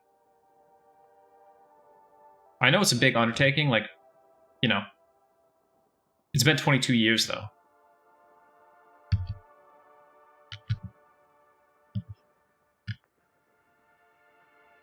The only thing I've ever trained was a zone line. People might have walked into that zone line. But I never intentionally trained a player, I don't think. That's why I play a paladin. And look, we can go into all sorts of reasons about why training the Sleeper's Tomb zone line was the right thing to do. Because waking the Sleeper was a danger to all life on Norath that wasn't a dragon. And none of my friends are dragons.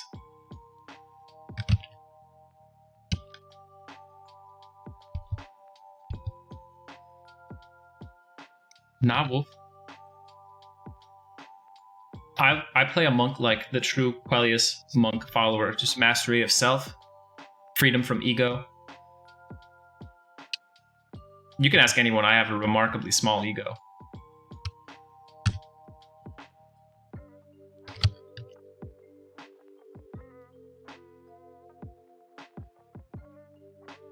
That player named Zone Line.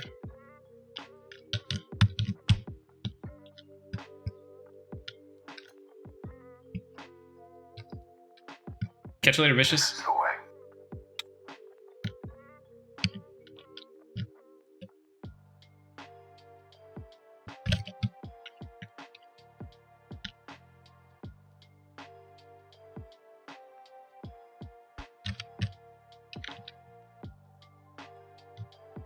I'm too humble. Dude, if I had cello speed right now while I was doing these pulls, I think I would be like, I might throw up. I feel like I'm moving so fast with Spirit of Wolf.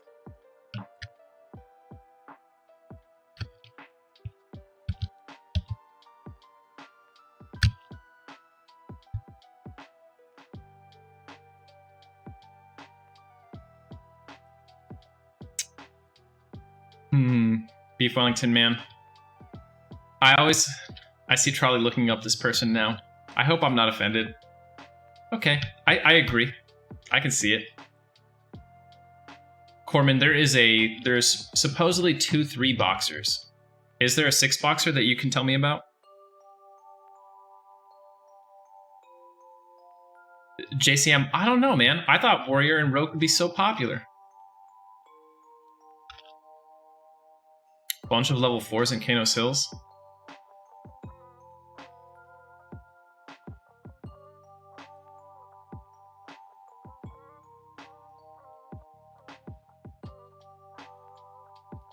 I don't see him.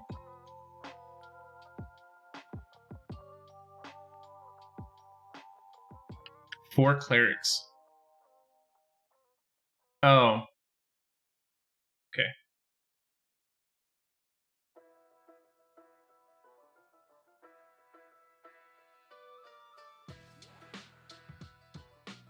They're like all different levels, aren't they? No, they're not. Interesting.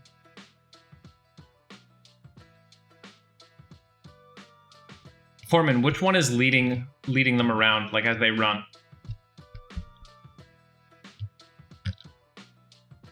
Who should I send a tell to?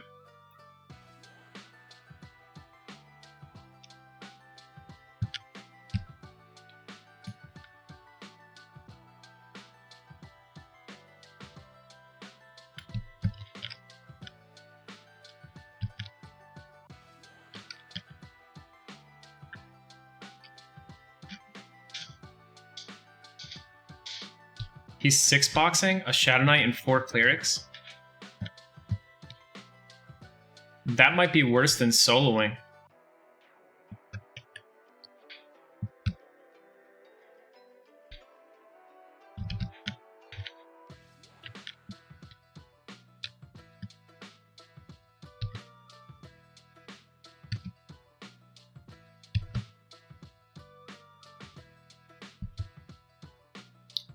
The group of twinks downstairs was pulling this, by the way.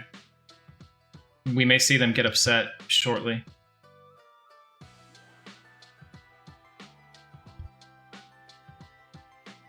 Yeah, Palier, it's crazy that there was no guild tool back in the day.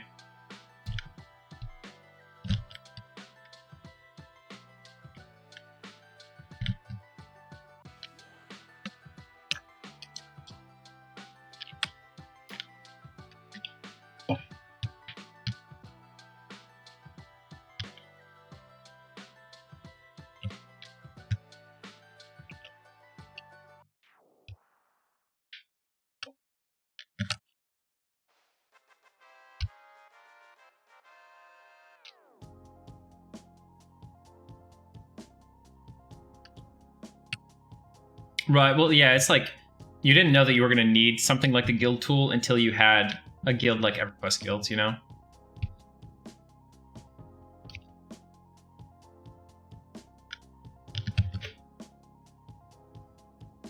Alright, guys, after we kill this werebat, I think we go knock down some bounties after Mando gets back from his 60-second AFK.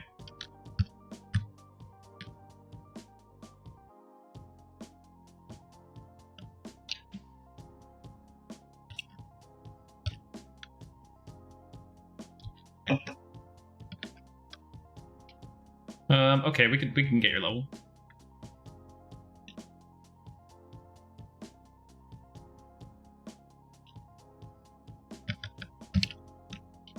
Oh no.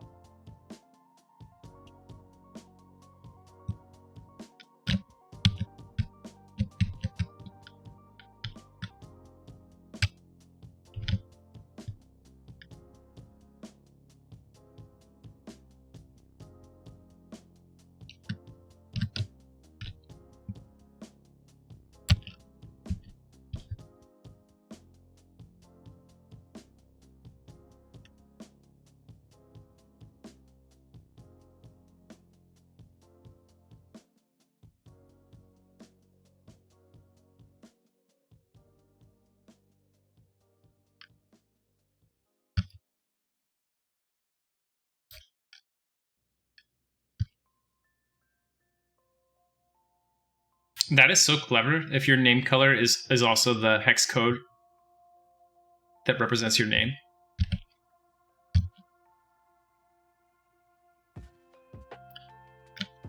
Wow.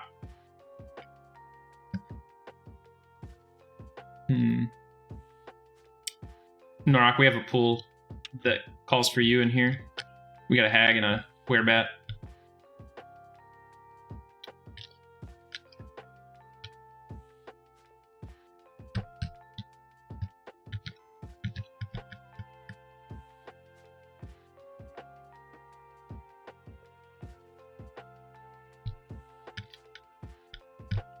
So you guys know that the Mandalorian that we're doing here was kind of like a... We didn't want to wait until TLP 2021, but we did say that we were going to move it to TLP 2021 when we're done. So it's good that we're seeing a lot of the things that we need to make rules specifically for with the new TLP to have that nice clean launch that we want.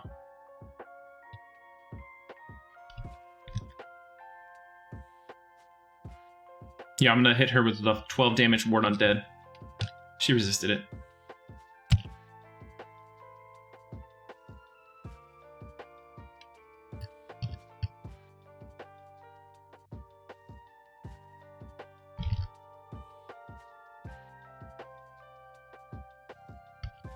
Yeah, it will.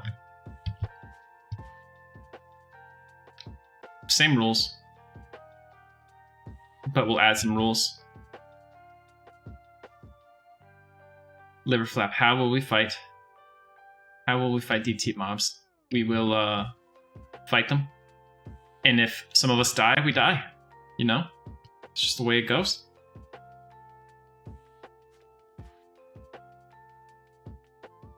Has there ever been a TLP with no box? No. I don't think so. Eridun is a TLP that is supposed to be limited to 2 boxes, but they don't actually enforce that.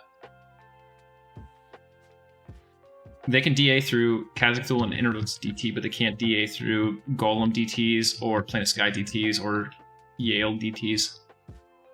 I'm gonna leave that guy up for a second to split this out naturally. Hey, what's up, dude? Yeah, I'll take 1 beer.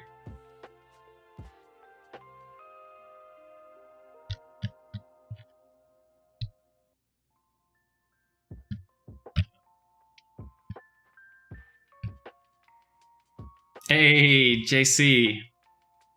That's a good one.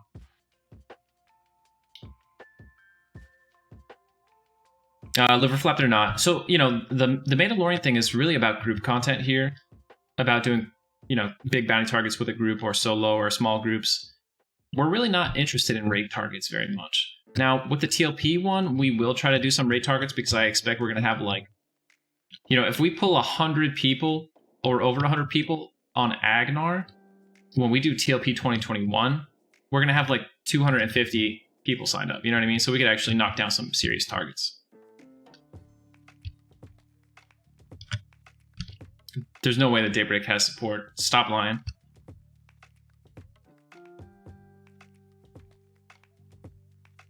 The Foundlings can knock out some raid content if they seek to do so. No doubt they'll be after the Mandalorians, though. We might drop the Mandalorian tag, like, you know, that might be the Agnar thing, or the look at this, that's a Magus pet through the wall, reclusive ghoul Magus stuff. Sir, why didn't you say something? Dude, what if for the TLP 2021 our guild theme is Cowboy Bebop? 3, 2, 1, let's jam.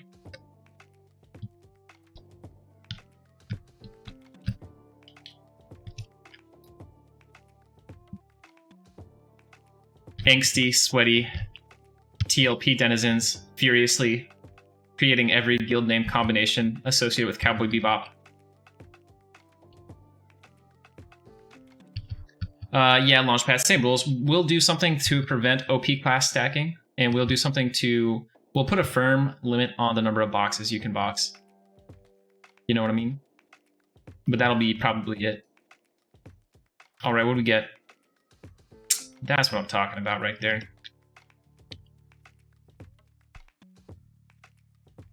Find steel? Oh, yeah.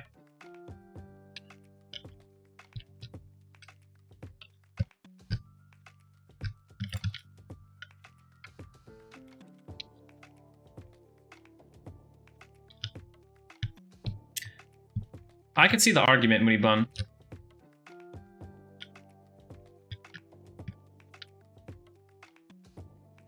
$6 definitely feels bad. I would never. So at a minimum, we will lock it to $3. Total of 3 characters. But I could be persuaded to go a little lower. We do want to be inclusive. You know, we want to cast a wide net and encourage people to be involved in stuff. And some people just can't bring themselves to play Everquest on one character anymore. I can't say I understand it, but I can at least empathize with it.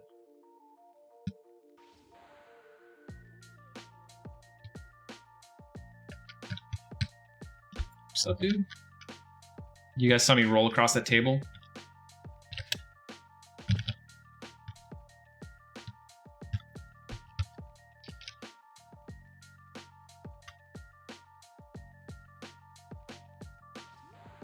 And then part of it's going to depend on like the rule set of the next TLP. You know, who knows what they might say with boxing. Hardcore parkour.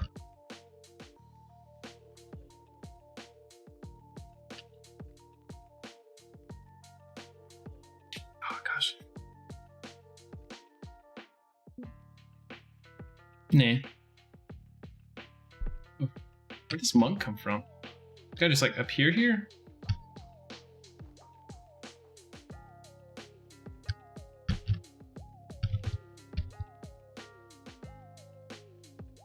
See, Beef Wellington's a perfect example. I wouldn't want to exclude beef.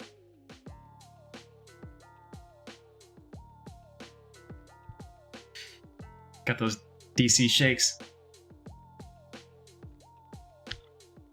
Wolf, specific lore, King Akhenon. King Akhenon is... Well, actually, they changed it later on, but at least in Classic, King Akhenon is a clockwork. He is an eternal king who rules the gnomes of Akhenon in an unbiased manner. I have to open this. Okay, there we go. It took her so long to get out of the room that a monk spawned. But yeah, so the thing with Akhenon is like if you go there, you'll see they have a clockwork king. It was originally supposed to be a hybrid, like it was supposed to be half human and part clockwork. And you could see that model if you've got like a model viewer. The model is still in the Everquest game files. You could probably look it up on Google Images a lot easier, but yeah, that was the original intention. For some reason, they didn't do it, and the one that we see in Akhenon is fully mechanical. Either way, Akhenon is ruled by an eternal, autonomous, unbiased ruler. Maybe it's the perfect form of government. They add something in like Secrets of Aidwar, I think, where it was all a ruse, and there's a real Akhenon. There's like a real king of Akhenon, but people just didn't know about it. Is it Secrets of Fade that adds that? I forget. Somewhere that's added. Yeah, Wolf, you can post links. I made it so you don't need to get the permit anymore.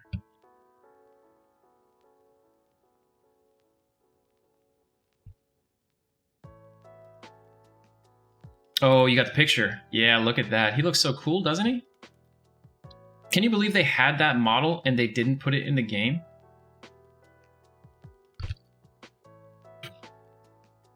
Dude, what if when you killed Nagafin, a door just opened in the back of the chamber and that guy walked out?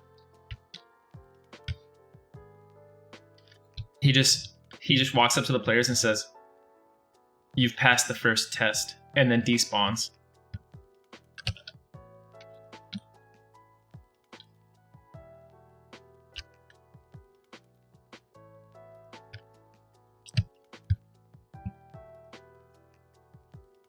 How are we doing on EXP here? Oh, we leveled up.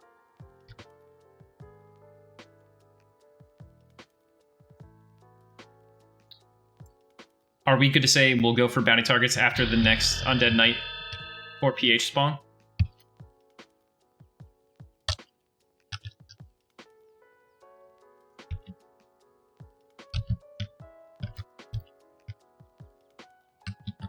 All right, I will be back in 1 second, guys. Hang around. We're about to go get some bounty targets. It's going to be a lot of fun. We're going to do some real dumb stuff. Maybe we will die. Who knows?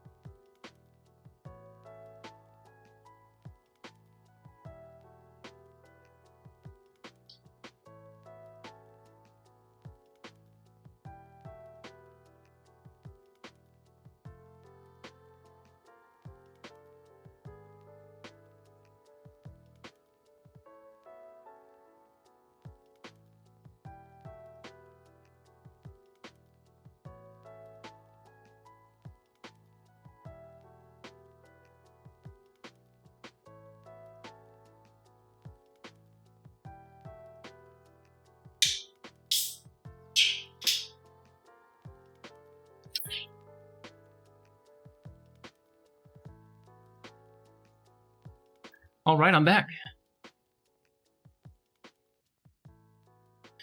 Yeah, sometimes I mean real dumb stuff. Noob Cake, you got that right. All right, yeah, we're gonna wait for this room to respawn. Hopefully, we'll get another Undead Knight, and then we'll bounce out of here. What's up?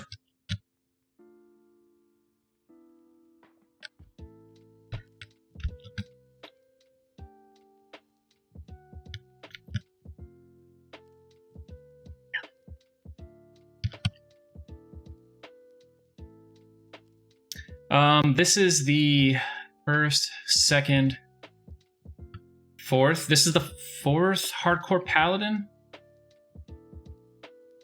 But the third one, the second hardcore paladin is still alive on P99. The first and third died. So I used to have this thing, and my group was just talking to me about it a little bit. I used to have a channel point reward that allowed the viewers to change my zone. This was back when I was playing on Airdoon, doing my hardcore solo self-found paladin. And man, was that a bad idea. So I had this thing, you could just, pay a couple thousand channel points, which apparently you could accrue rather quickly, and you could force me to change my zone. So I'd have to go somewhere else, and I'd be like, I don't know, where would I be? I'd be in like Lava Storm Mountains, grinding on some stuff, or in Soul Egg, killing some goblins, and then someone would be like, hey, change zones. I'm like, okay, where? And they're like, Permafrost. Oh, Jesus. And I literally removed that channel point reward because of Permafrost. Stogrim, thanks for the follow. I got so tired of being sent to Permafrost. Now, I like the zone, but it's just a tough zone. And you literally can't do anything on an SSF palette there. It's crazy how hard it is. Like, I would fight a Gray, and I would have to run. I'm talking, this is the same paladin that soloed the Shinlord. I was killing sand giants. And I had to run from a couple, like, Grey Con mobs in Permafrost. They never run out of mana, dude. I was, like, fighting them. My DPS is obviously not the greatest because I'm a paladin, right? Like, well, I ran out of mana healing myself before they ran out of mana. Insanity. And even with a perfectly timed hardcast stun and a bash on cooldown, I can't kill them. Like, I would interrupt their heal. Then the next time I would land my bash. Actually, I think it goes bash to interrupt heal. Then stun, interrupt heal. Then bashes off cooldown, interrupt heal. And then that's all you get. The fourth one, they resolve it. And they would always do this to me. And I'm like, what the hell, dude?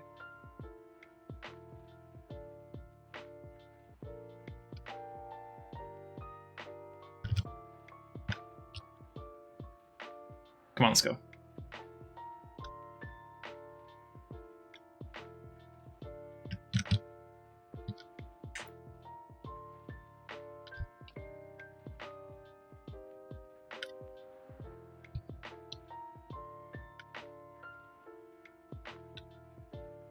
Noob Cake, is that why you named your house the Which Time Snack Shack?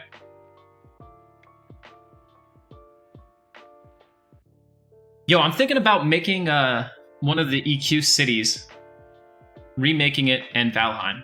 Like, I'm like, what if we just remake North Kanos or West Freeport or something, you know what I mean? Just rebuild the whole thing. Worry, good to see you, dude. How you been, man? North Freeport? North Freeport's kind of a boring one. Okay, so Acrylia Caverns. What I know about Acrylia is basically like that is a place when they were building up Charval, right? That's where the Karens, or I guess Bashir, were going to mine all the ore that would later become what we know the city. It would form the city of Charval as we know it. You'll have to bear with me. I've slept 90 minutes in the last 24 hours, so kind of retarded right now. Anyway, they were going there. They were mining the Acrylia ore. It was great. They were building big buildings out of it. Life was wonderful. Eventually, while they're mining, these strange and vicious beings began coming out of the tunnels and attacking them. Over time, they completely pushed the Vashir out, not only of the Acrylia Caverns, but out of the whole forest surrounding it. The Vashir basically have no venue to gain additional Acrylia now without extreme danger. Those beings were none other than the Gremlings. And it's kind of ironic because the Gremlings were created by Kadi Shah, or as they know him, Master Tashiki, their god. Kadi Shah was, of course, the most famous Bashir bard of all time. He traveled all about Luklin, creating maps and charting the new dangerous areas. He was eventually captured by the Shisar and experimented on. They attempted to prove he was supposed to be the proof of concept showing that they could create a god. And when they succeeded with him, they would duplicate this process on Epsra. They considered the experiment a failure, but for his side of things, Kadi Shah pretty much did become a god. He could create races, he commands incredible power, but the problem is all his memories faded away and he was left with nothing but a longing and a feeling of searing hatred. So he created the Gremlings, and he kind of tortures them. We have a werebat up, guys, so F this zone. Let's kill your charm pet. So yeah, he created the Gremlings and everything.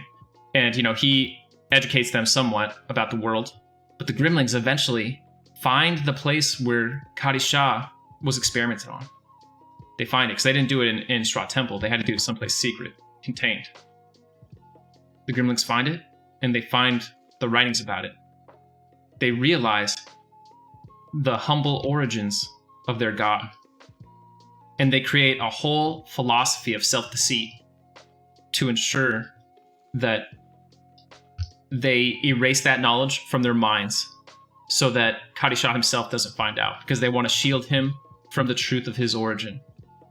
And that's all wrapped up in Aprilia Caverns, where Kadi Shah resides. I hope that was good enough for you, Worry.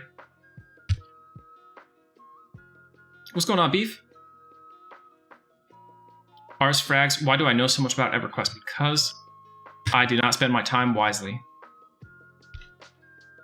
We want to break this charm pet because we have a PH in there. So we're going to bounce.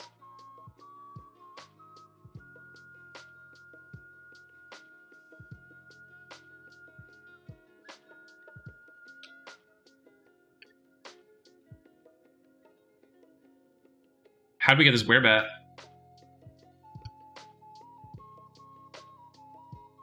I resemble that. Oh, look at that, Kadi. Kadi right now. That's kind of a hard raid, Worry. I would say that Kadi Shah, that whole event, could potentially be the most difficult raid in all of Luklin. Is Kadi Shah the real final boss of Luklin? Stay tuned.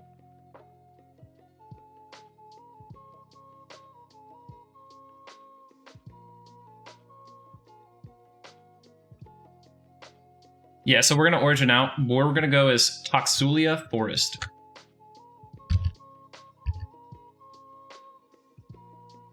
So you can use either the Eridan Stone or the Peniel Stone to get there.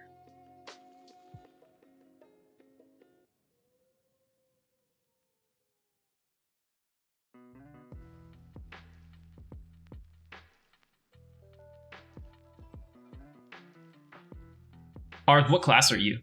That you are ramp tanking Kadi. Are you a pally? Gotta get that DA hammer, dude.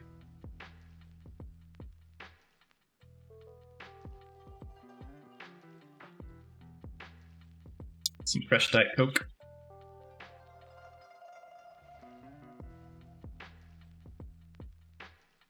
Hey, there you go. Pally with the DA hammer. The ultimate.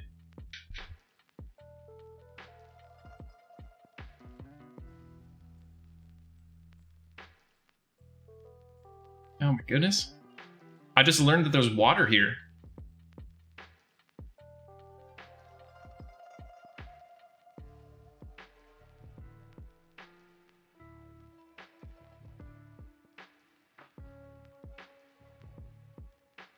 Frank, why isn't the DA hammer just like always good?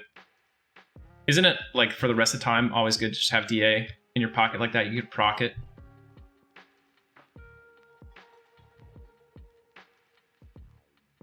What if I attack this guy and just died right here, chat?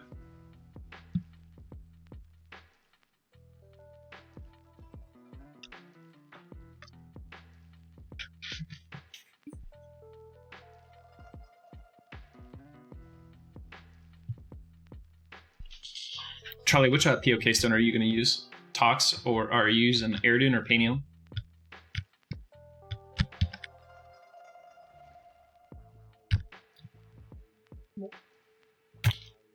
Which POK stone are you going to use? Peniel or Aridun?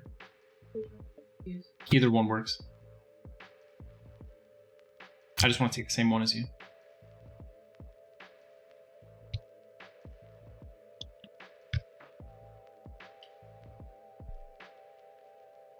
Wow, that's crazy, Frank.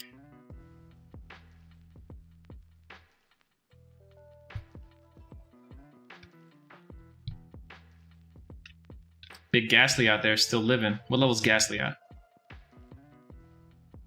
Big 10.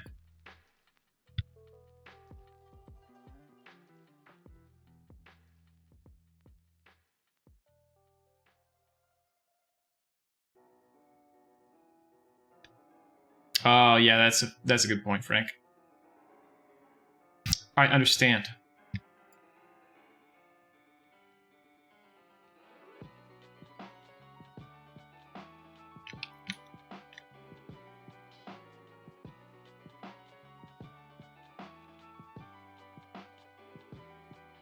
Looks like our 4 mage group is going to pick off some easy bounty targets in Najena.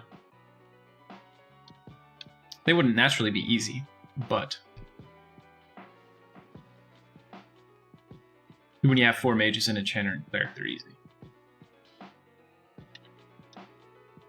I'm taking Aridun because my origin takes me right next to the Aridun stone anyway.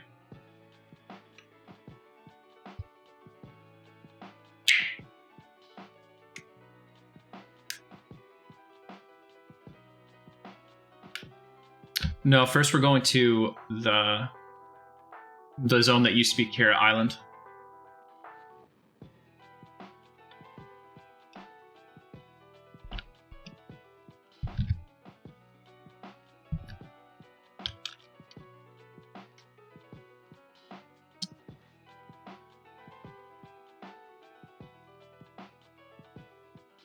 Dude, the barbarian origin is so brutal. They have to cross a whole lake.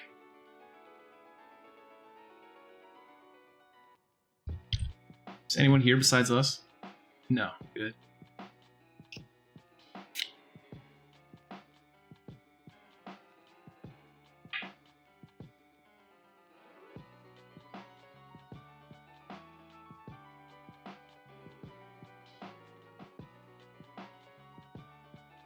Oh, I bet. Tonight, I think, is my new high peak for concurrent viewers. At one point in the stream, we hit 203 concurrent viewers. My most ever.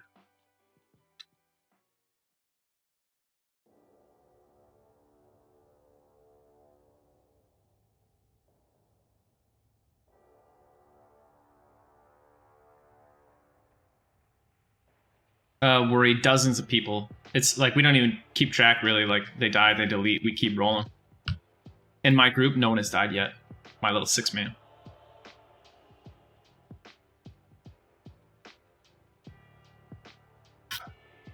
Yeah, so you definitely want to take the Aridun stone, because it's right next to your stone.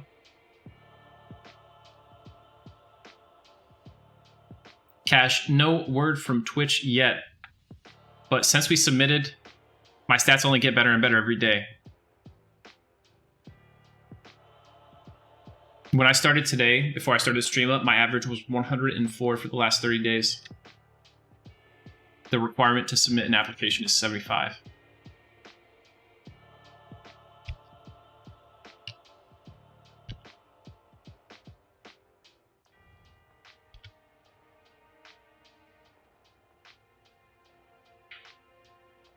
All right, guys, let's roll.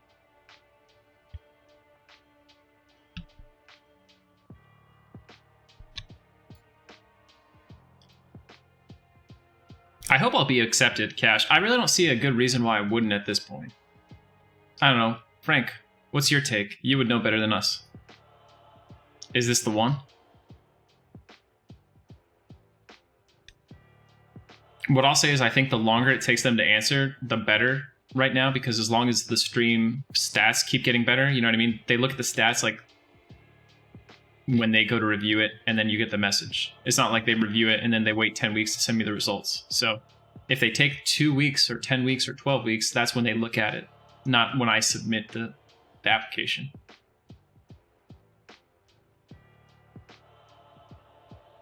I know, right, Timber Owl?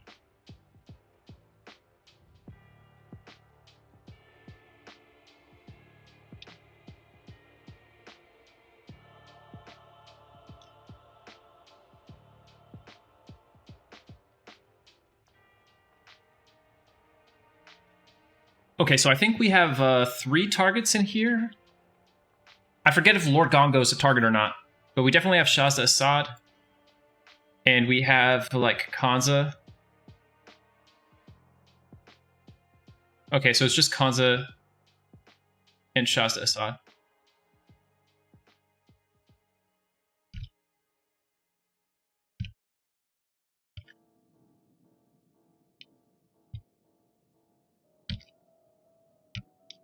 That's good, because I don't want to camp Lord Gongo.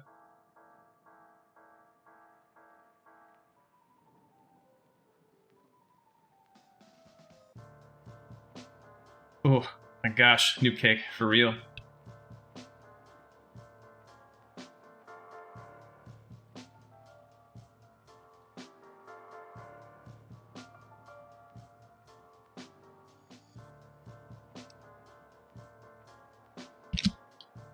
Well, I mean, I haven't had a stream that was averaging below 100 in a long time. And typically we hit a peak of like 140, 150-ish. Pantheist is definitely the best. He's got like the best average stats of any EverQuest streamer. He's been doing it the longest. He's super consistent, and his streams are really entertaining. So it makes sense that he would have the best stats. All right, we're all here. Mando, I don't know how you're going to be in here in terms of like whether or not you're KOS.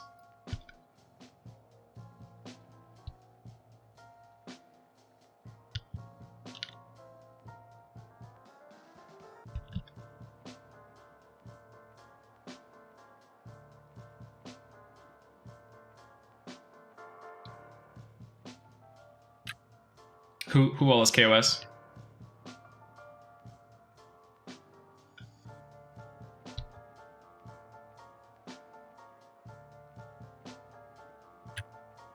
Oh, come on, man. They hate air dice here. Our enchanter took the Erudite illusion and was like, why am I KOS? I wonder. Lord Gon goes up, and he drops good loot, so we should kill him. Come stand over here, guys.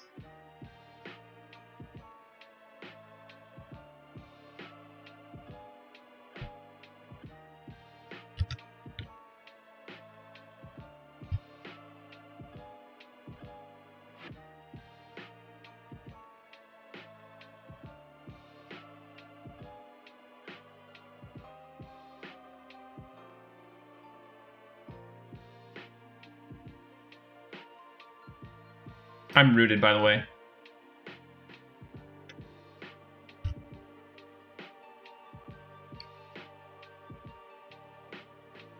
No, Fuker, what level were you? All right, let's check out that loot, guys. Mask, mask, mask. Oh, nice. Uh-oh. How did we aggroed 2 of these? I am interested in it, but I think, you know, we should give other people a fair shot, maybe.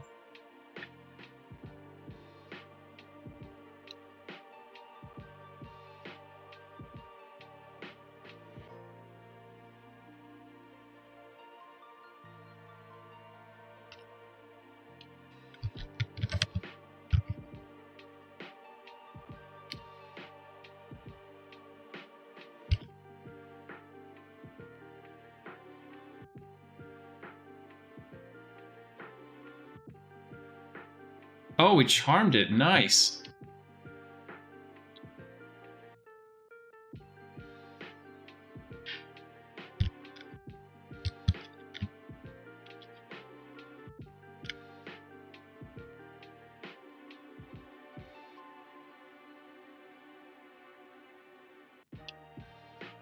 All right, Let's roll back to like the entrance by the bridge, and then I'll pull the king out.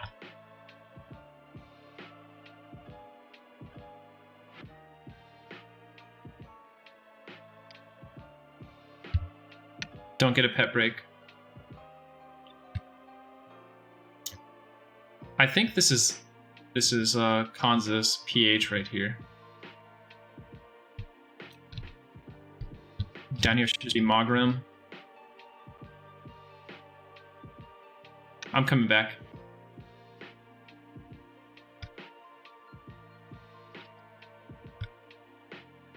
Guys, can you believe that my group doesn't know how to navigate this zone?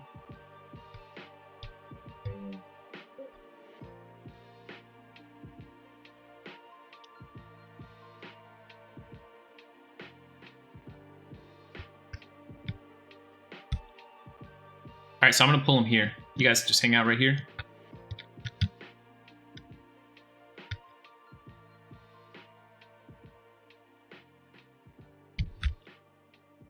KGB, farming the idols would be good, and I think the idol mob is one of our bounty targets too.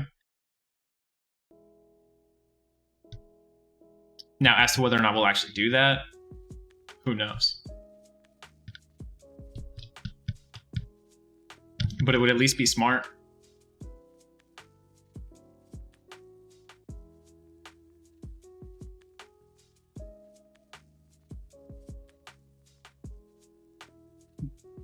That wasn't a bounty mob. He just happened to be up near where another bounty mob could have been, and since he was up, we killed him for the loot.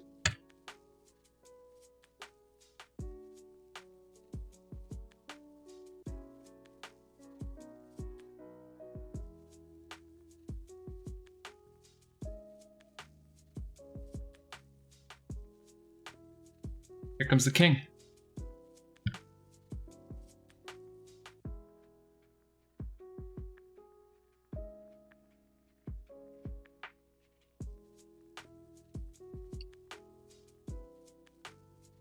Folks, this is the king of the Karens.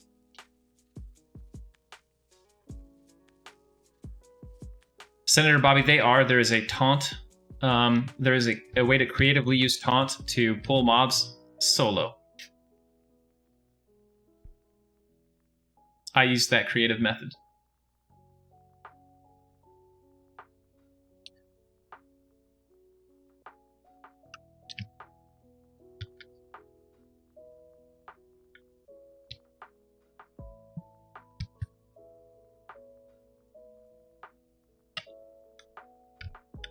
All right, let's roll. We're going to the Warrens now.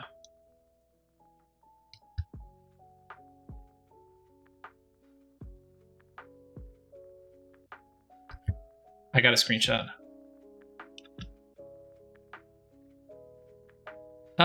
Bobby, that is relatively close to like what's happening, yeah. I mean, for all intents and purposes, we can say yes. Dude, my guy is so motivated about this swim. I'm in hyperdrive.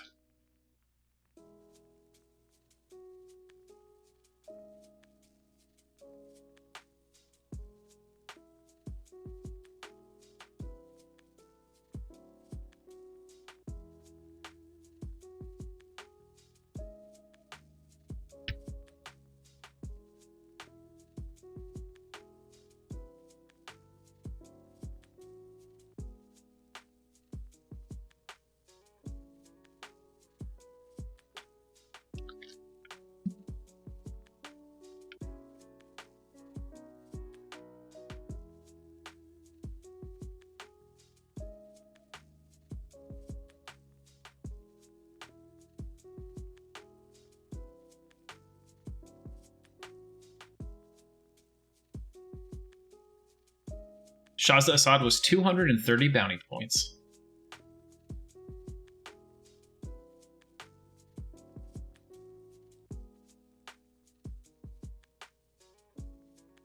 Yep.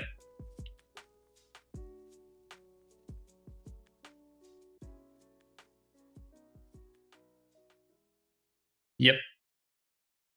So, chat, if you guys were wondering how our formula works for determining bounty points, it is basically this. Mob level plus mob rarity modifier plus mob difficulty modifier times 10. For his part, let's check Shah's Assad. Did he have any modifiers? He had no modifiers. He just has an average mob level of 23, so he gets the raw level times 10. Giving him a 230 point value.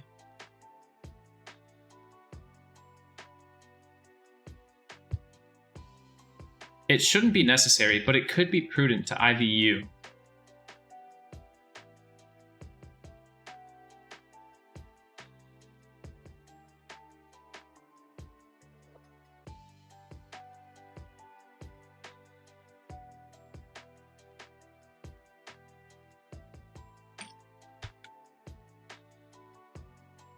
We'll want to do some invises before we zone in. Make sure you guys stop and invis everyone before you go in.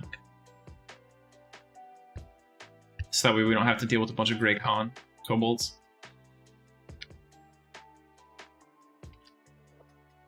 We should actually just buff out here like we're ready to fight. The Muggle won't.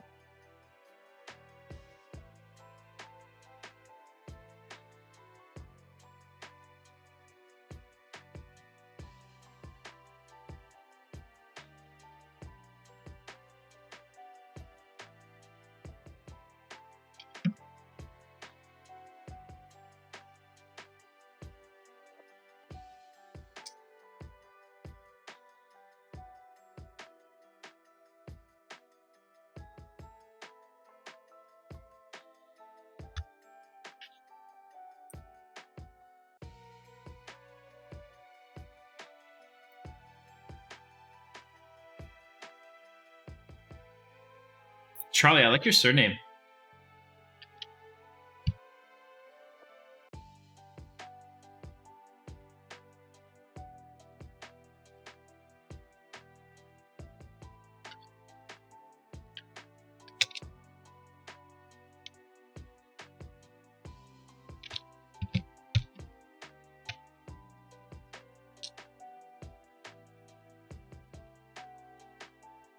Oh, yeah, look at that surname.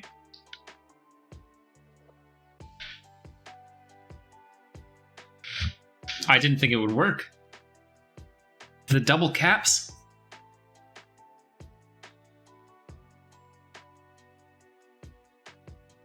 Alright, time to invis and roll in. Yeah, Mando, I think you should make your surname Commando. That's a pretty good one.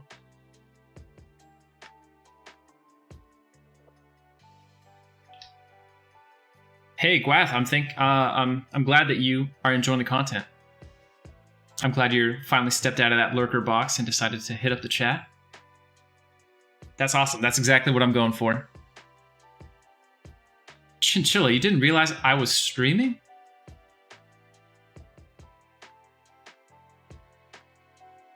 Hey, hey.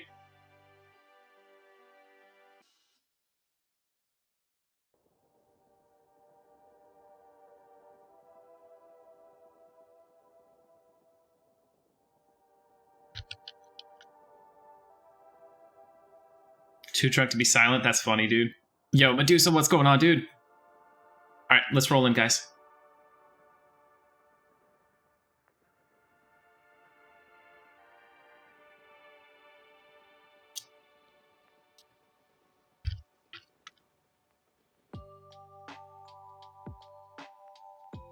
Alright.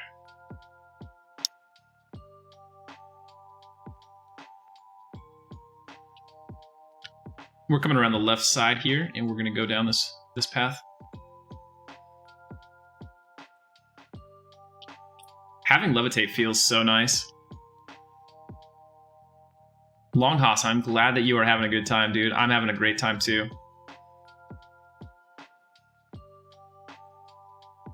Rip, Mando didn't have any levitates.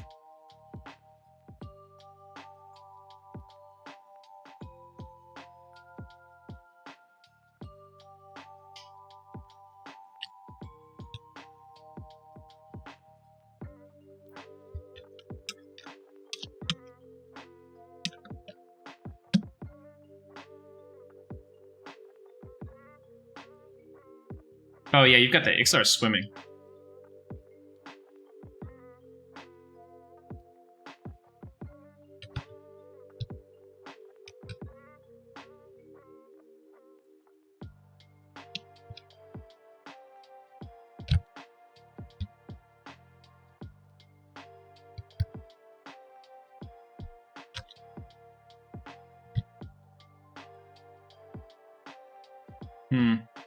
The Muggle Wump is not up.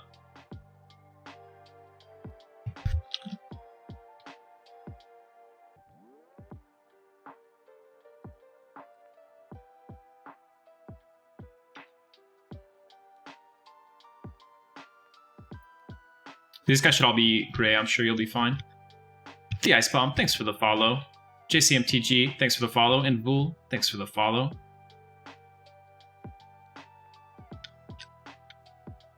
Someone came through recently and cleared out all the named.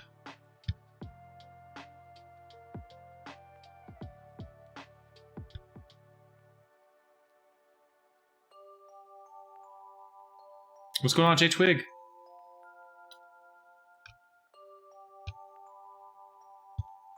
So looking at these corpses, someone came about 30 minutes ago and cleared out all the named in the zone. King is also down.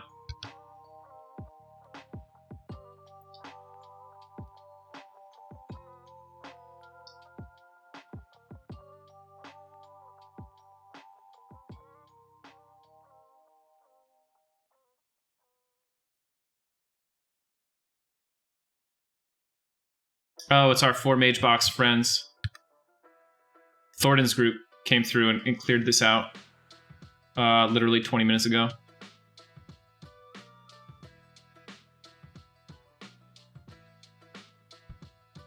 Yeah, they killed all the bounty mobs in the zone. Yeah, we gotta go.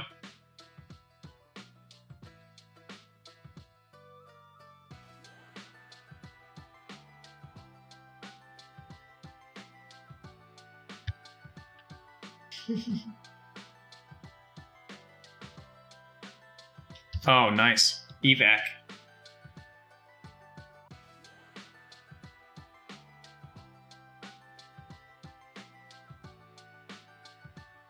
Hey. It's Albert.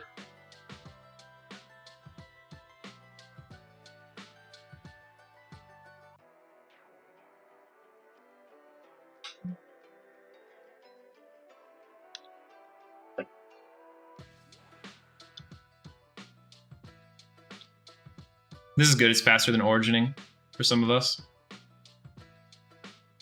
We just run back and hit the POK stone outside. I think we're trying to go to Guck.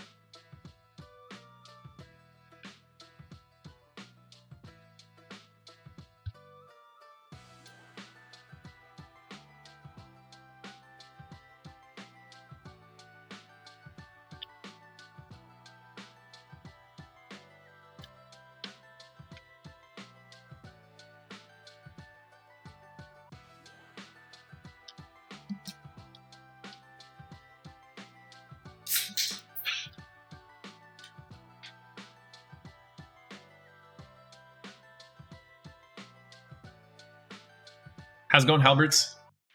Were you soloing in there? That's a dangerous zone to solo in, dude.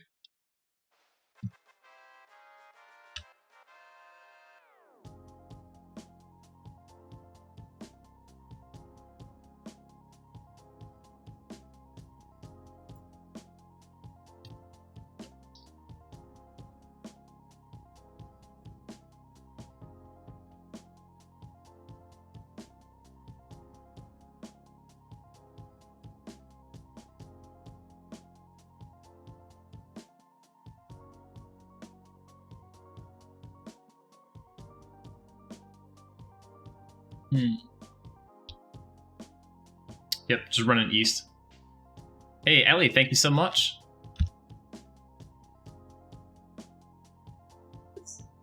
We think our group got stream sniped on some bounty targets.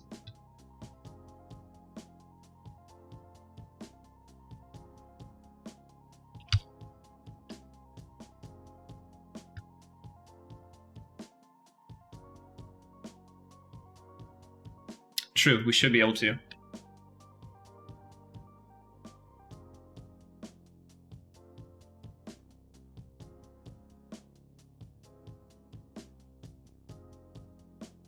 We also have Squire is on the bounty list, so just look for him on track.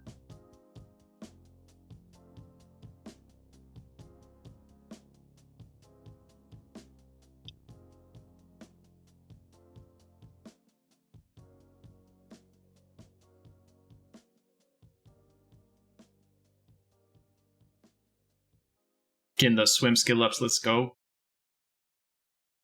Dude, look at Charlie's little warder swimming through the water, doing that doggy paddle.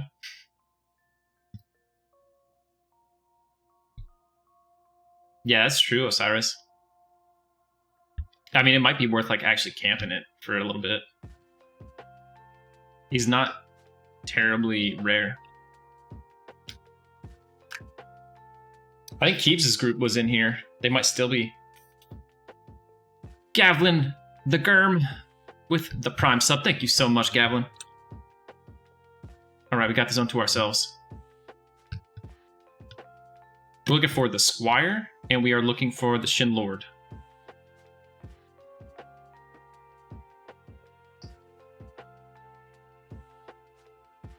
Rip Pied.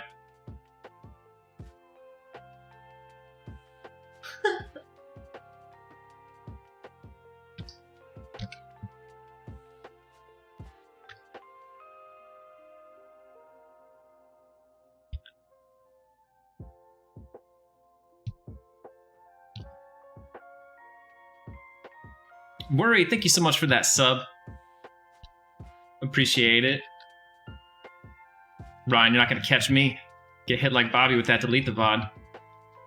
My whistle is clean. We should kill this Gaz Knight. He's the PH for the Squire. Yeah, kill PH. If he spawns, we'll come back and get the Squire. So everyone should turn around real quick and get on this.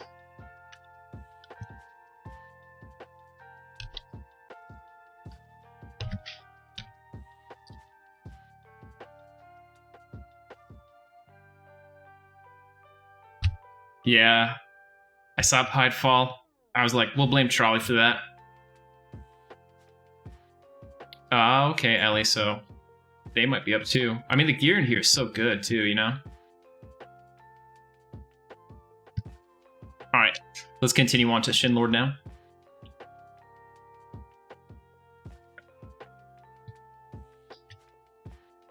It's nice playing a small race where I don't have to like go over all the boards and stuff in there.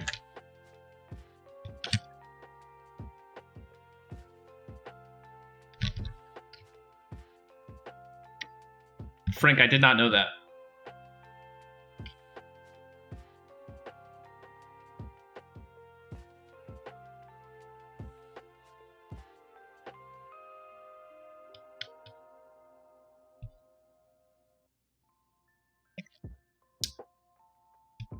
Oh boy, I am KOS, guys.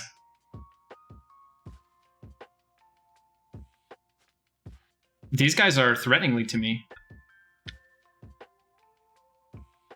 I killed one. I guess I was 1 point from KOS. We should invis.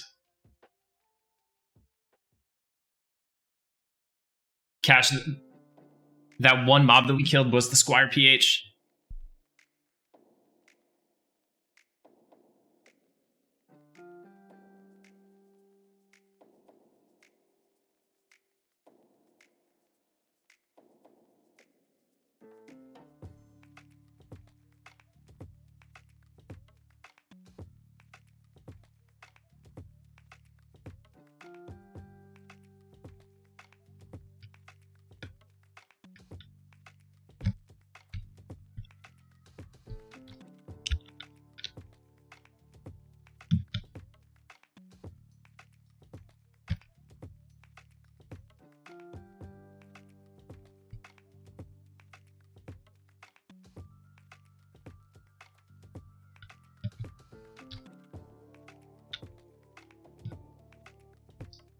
This camp's gonna be a little sketch, man.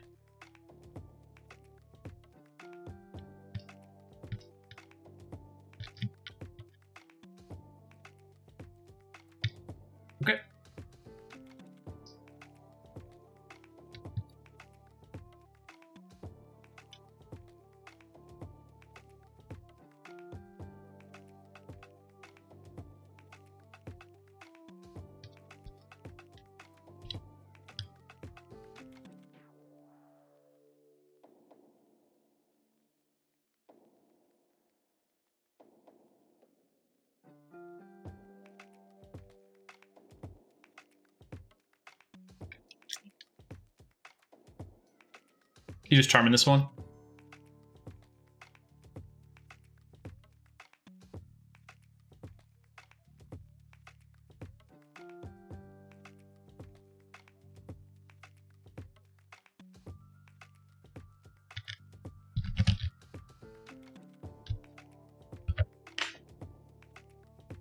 Remember, we got a snare again. These have Spirit Wolf when they run.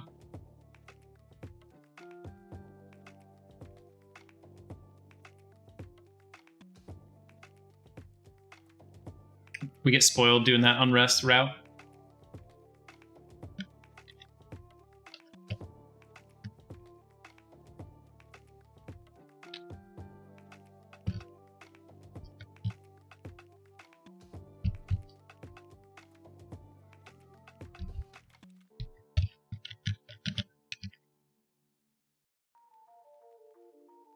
It's kind of far, and to get an alligator, if I just got hit, I'd be killed, you know what I mean?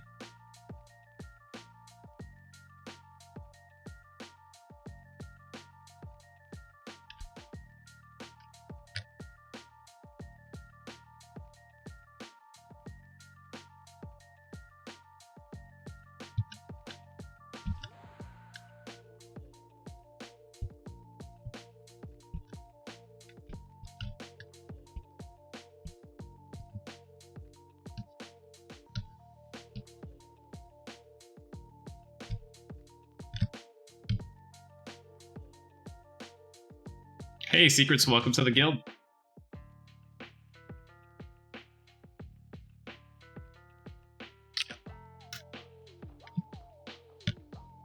I'm pulling these two from here. May as well just like clear it.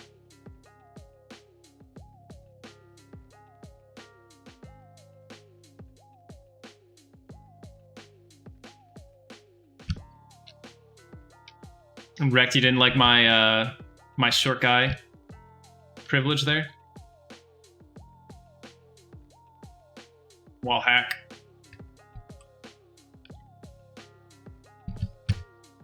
I just play the game that they designed, dude. I can't help it.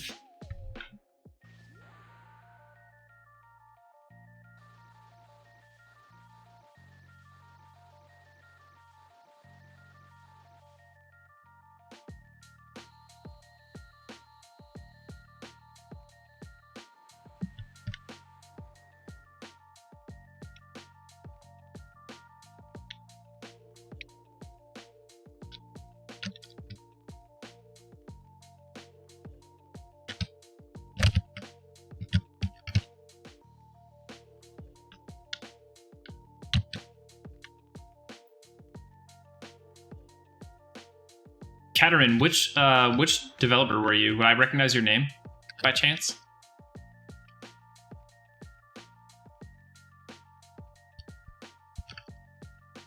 Rytan, okay. What's going on, dude? Speaking of EverQuest devs, did Sean ever get to finish his stream with Rathan? I saw it got cut off due to the internet. Norak, did you get your croc?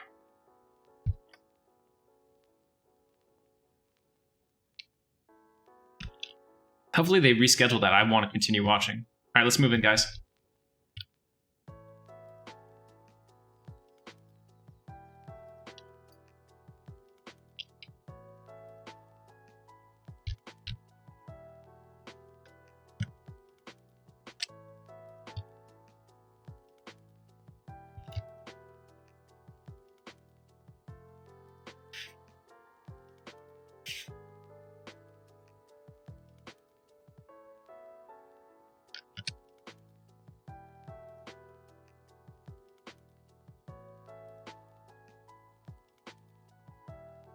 Rytan, is this your first time tuning into my stream?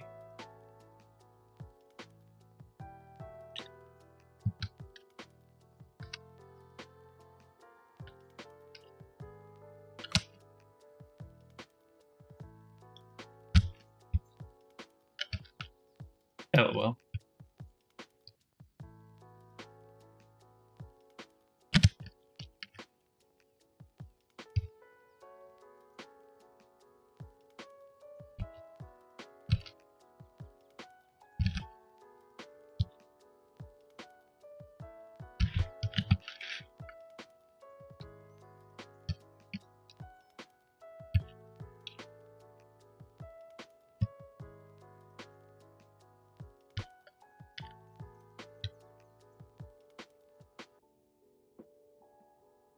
Yeah, we can hear you.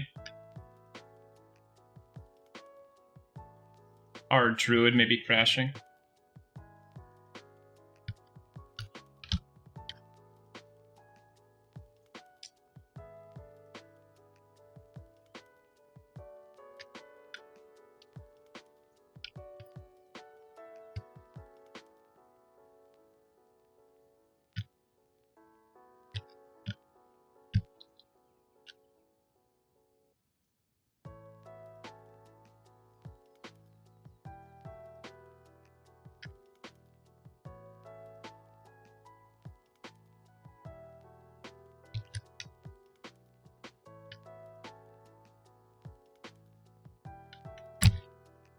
Davey, I don't know if our guild is enough of a blip for them to even notice.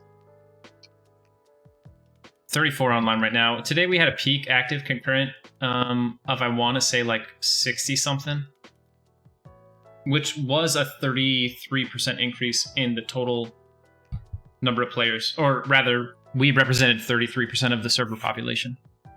Not quite the same thing. He hit me with that root before he died.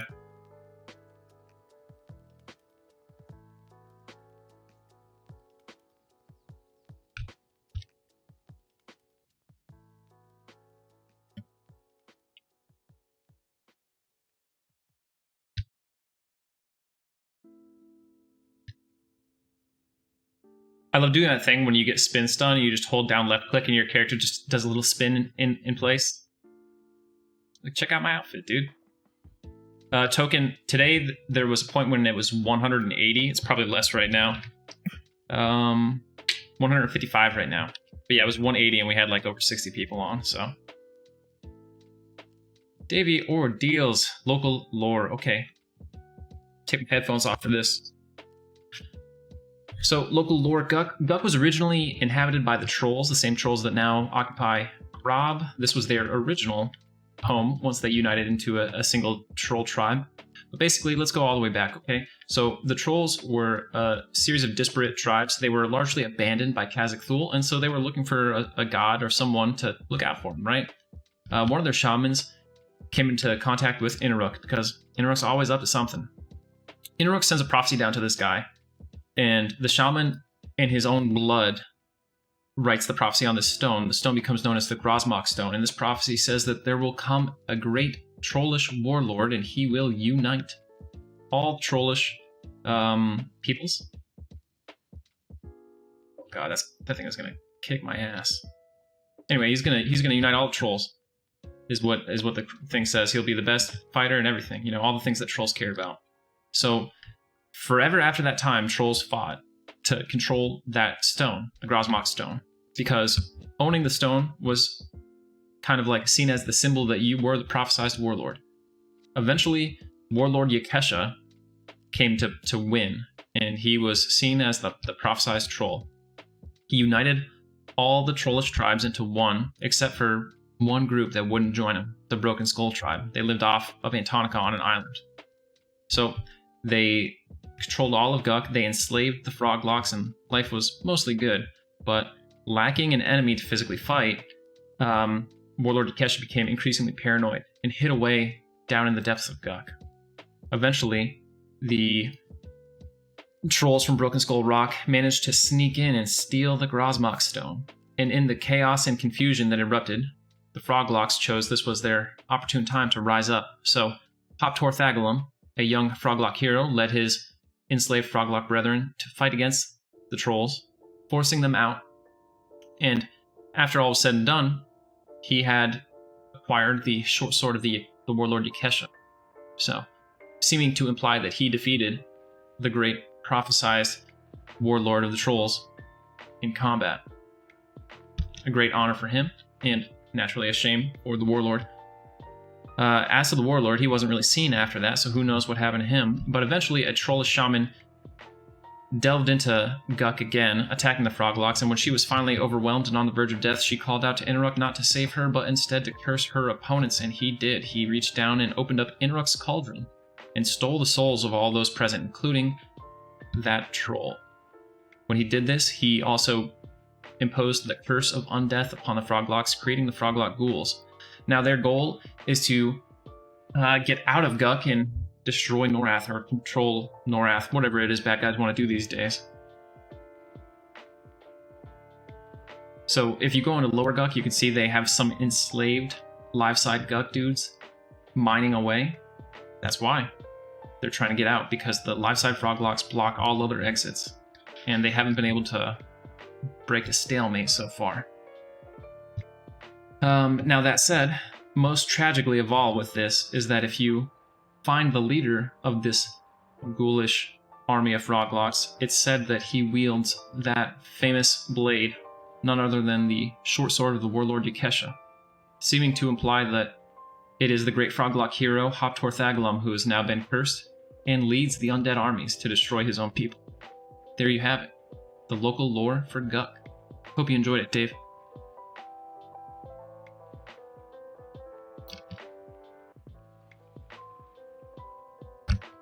Thank you, thank you.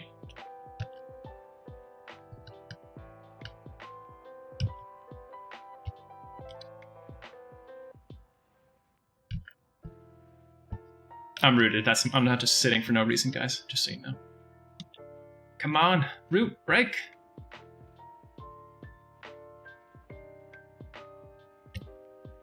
I'd kind of like to move up after this.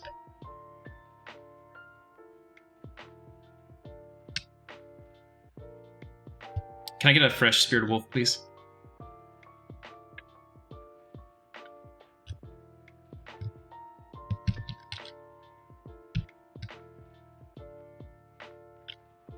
And I also need an Invis.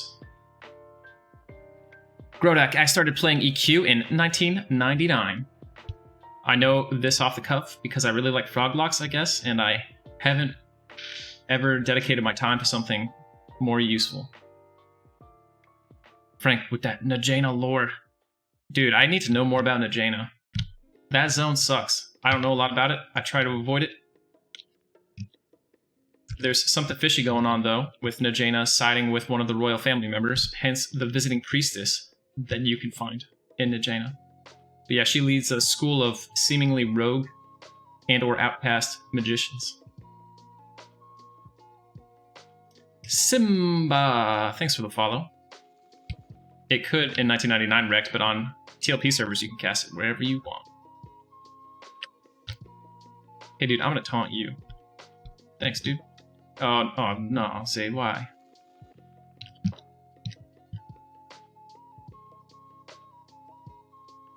Yep, been playing it for a long time, I guess. Neriak's hierarchy, man, that's a question for the ages, man. I think the queen definitively wins against the king around Depths of Dark Hollow. She like puts him into like a long-term slumber kind of state. But yeah, I mean, there's a king and a queen. They're not on good terms. They have political intrigue kind of battles. If you've ever read about like Forgotten Realms, Menzo Baranzan, it's basically that. I'm pretty sure EQ heavily lifted Neriak from the drow of Forgotten Realms.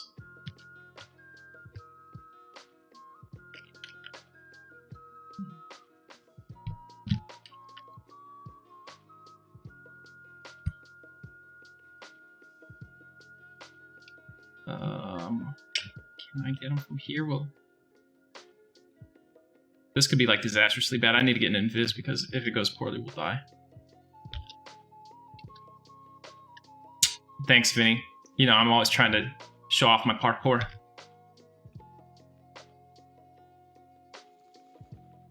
Spawn. This means that as soon as this dies, we need to move into that room in earnest.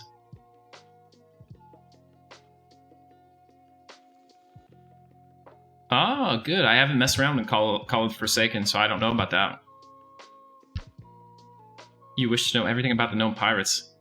I feel bad. I also don't know everything about the gnome pirates. The only gnomes that I really know about in terms of sailors are the ones that we see on the Icebreaker. Is that what it's called? The boat that was able to get to Velius. The gnomes were able to get to Velius and bring players there, largely in part because they developed a boat which could crush ice, because all the ice floes would get in the way. And it had all those hammers on it and just like crush them as it went by.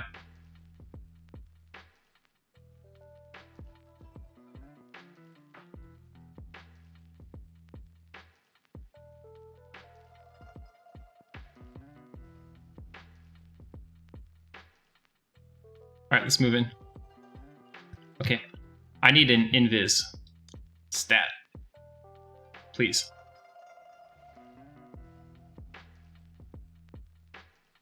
Let's go ahead and put the group right here by this wall. This is perfect spot.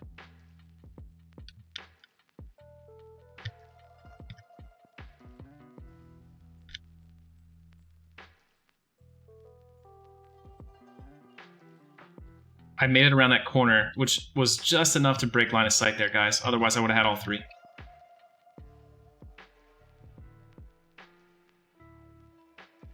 Feeling bad, chat. Failing. You guys on these lore requests.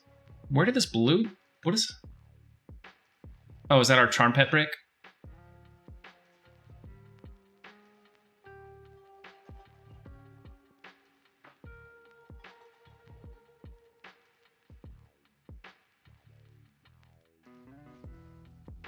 It's all good, Vinny. Agonybot, thanks for following, I think, again. Brodak, thanks for the follow. I humbly request another invisibility. I apologize.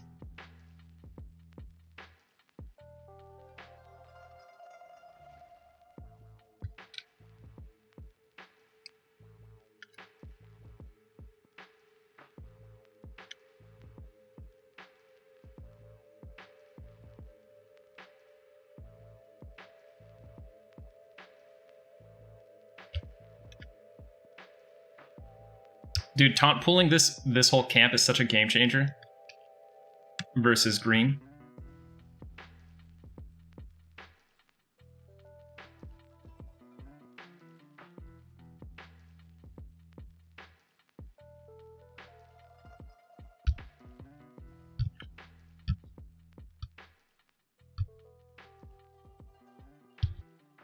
And I don't have a Rubicite breastplate and a Worm Slayer.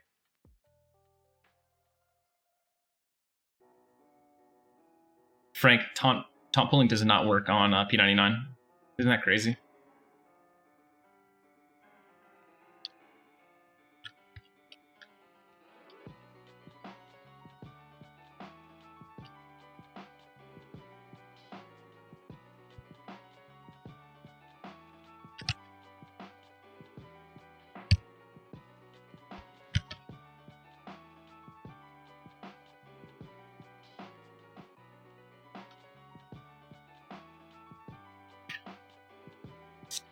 No, not really, Vinny.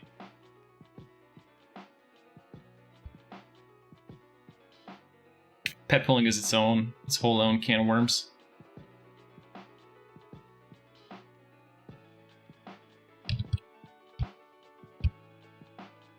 Attack with strong opinions on P99.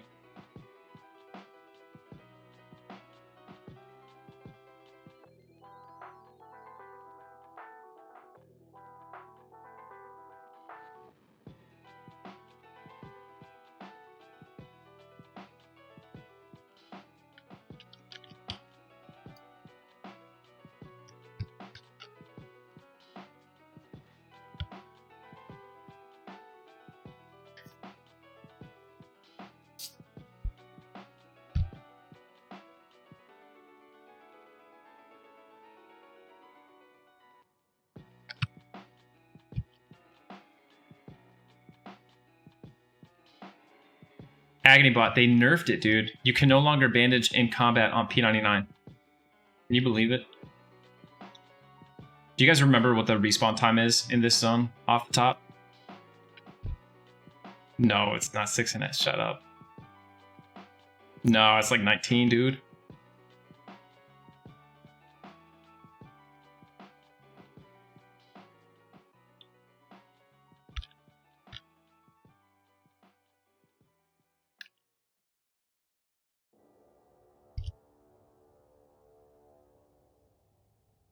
Chat is saying 18 minutes.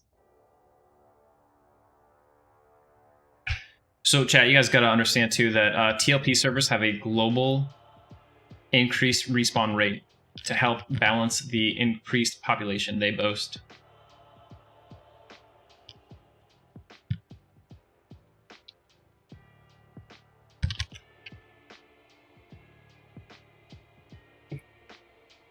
Dude, this poor frog spawned and I was like punching him in the face as soon as he came into the world. I'm debating on whether or not I have time to do like even one more Shin Lord cycle to see if it pops a Lord or not.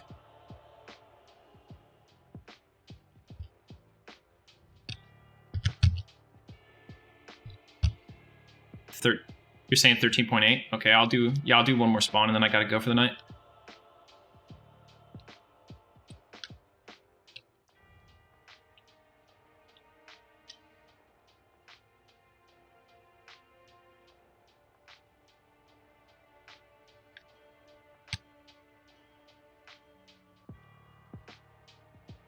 Chat, this is the spawn dance.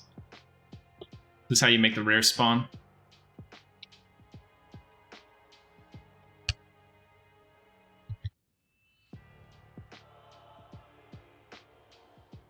I'm KOS to that mob. He just wasn't really motivated about it. Yeah, got work tomorrow. Feel you there, Wrecked.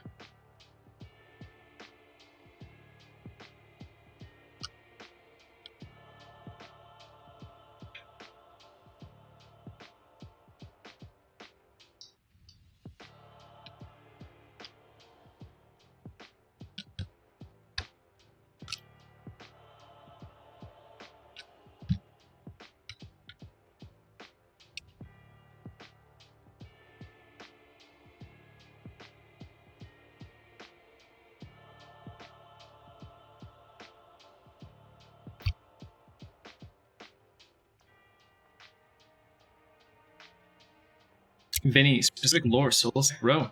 Okay. Well, he is the god of fire. God of fire. Dwells on the plane of sun. / his own plane, his other plane. His dad is to be Fenin Ro, the tyrant of fire. There's really not a whole lot to say. His primary worshippers are just Nerathian denizens, but I don't think he created any. Maybe he created the Afrides, but even that's arguable. But his worshippers are often Afrides. Spawn behind us. And of course we have Soulbroke Temple, where his devout give out quests and tasks to people throughout Norath. But there's never really a good lore reason as to why they do that. They give like some wishy-washy reason about it.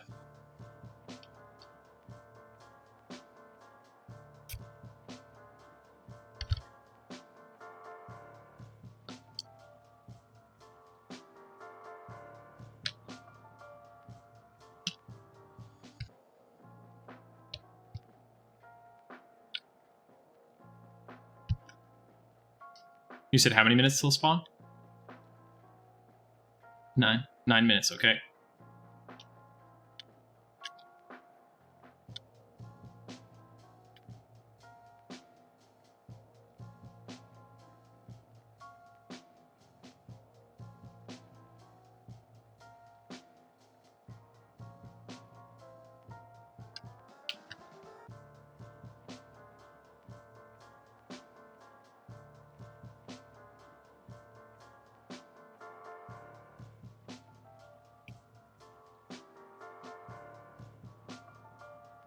Honestly, I thought that Gator was going to be great at us.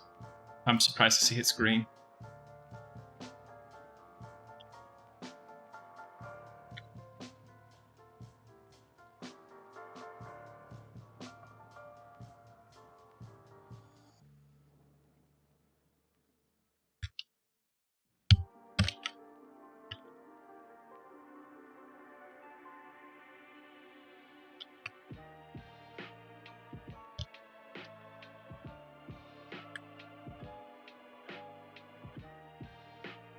Nice.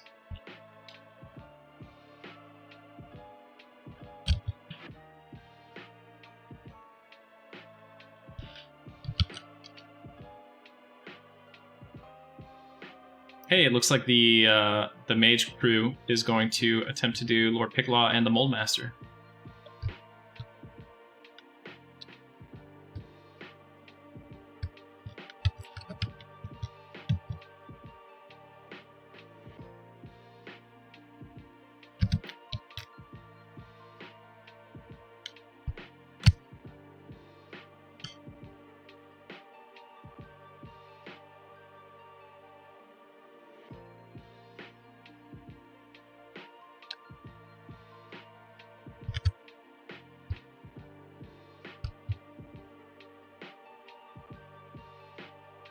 Wrecked, yeah, probably. Bobby, there's no reason for them to get a Babs. It's just 4 mages, an enchanter, and a cleric. They don't have anything to use it on except for a pet, I guess.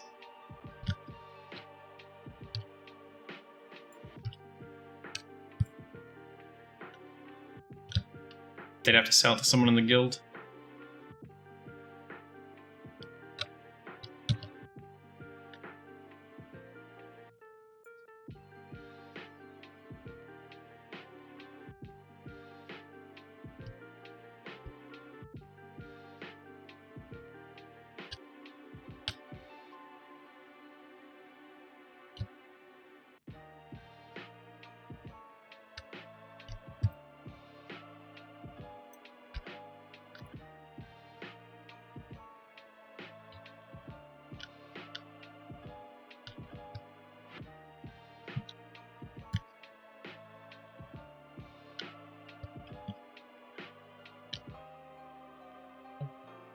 Yeah, Ominous trying to get that Ghoulbane. We'll see. I will need some incredible luck for us to get a Ghoulbane on the second spawn. But stranger things have happened.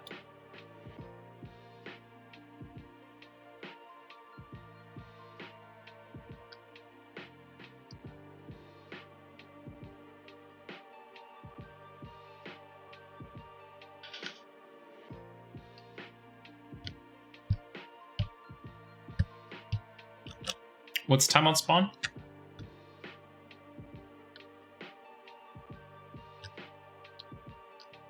We have 5 more minutes. And 3 more mobs to go in between.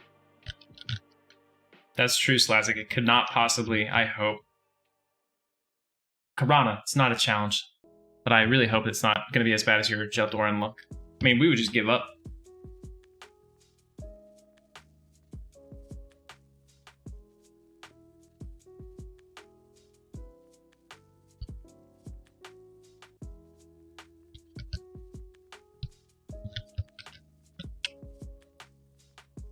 This should be done. Now should all be this room.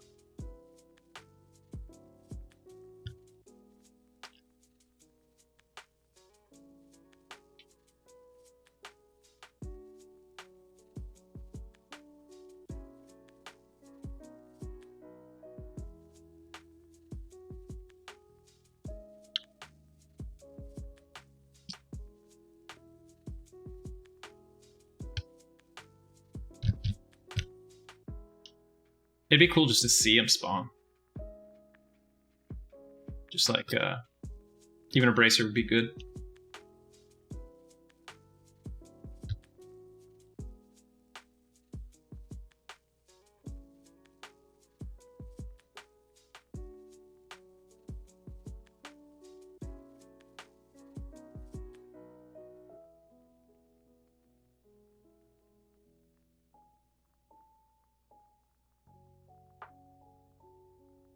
I will check it out.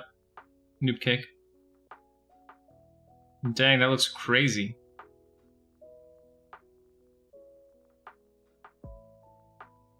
What in the world did you create?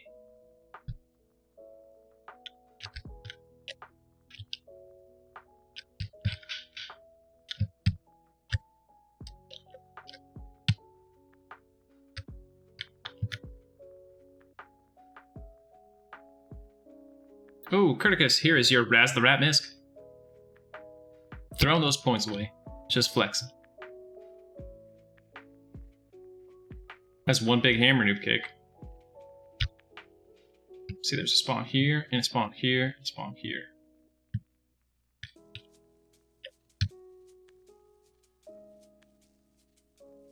I guess I could take Raz off.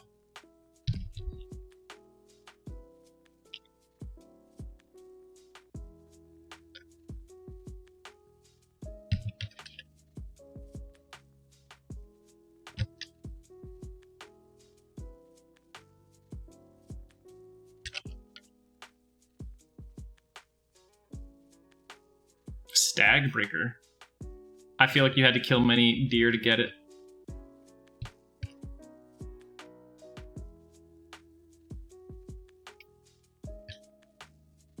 Medusa, here is your inner rook.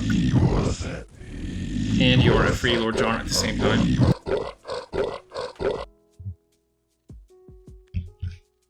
And King Sword.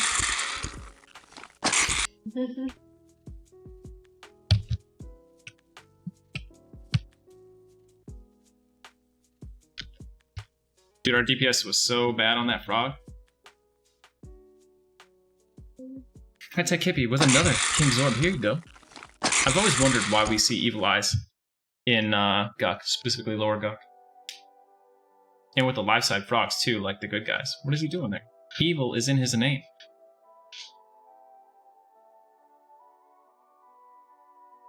Alright, Shin Warrior. Next spawn after this dies will be our Shin Lord or placeholder.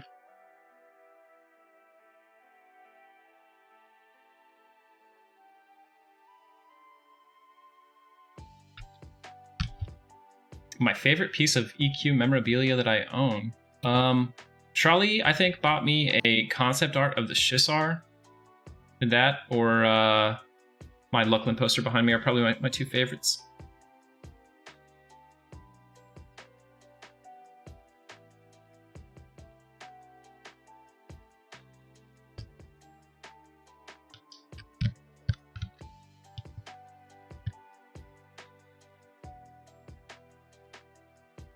Alright, chat, what do we think? Shin Lord or not? Oh! It's a Shin Lord with a Ghoulbane, guys.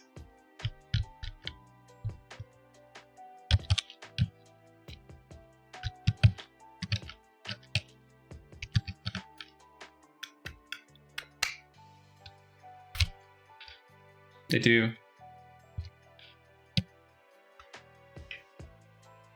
Spoon fed. Imagine if we had gone to sleep.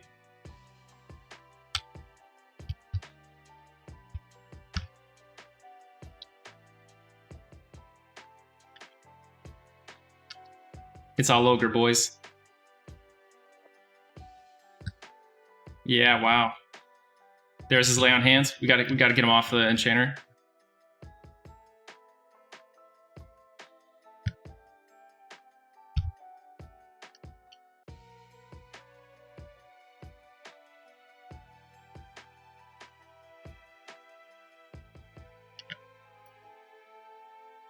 Dude, what if it's just a claymore?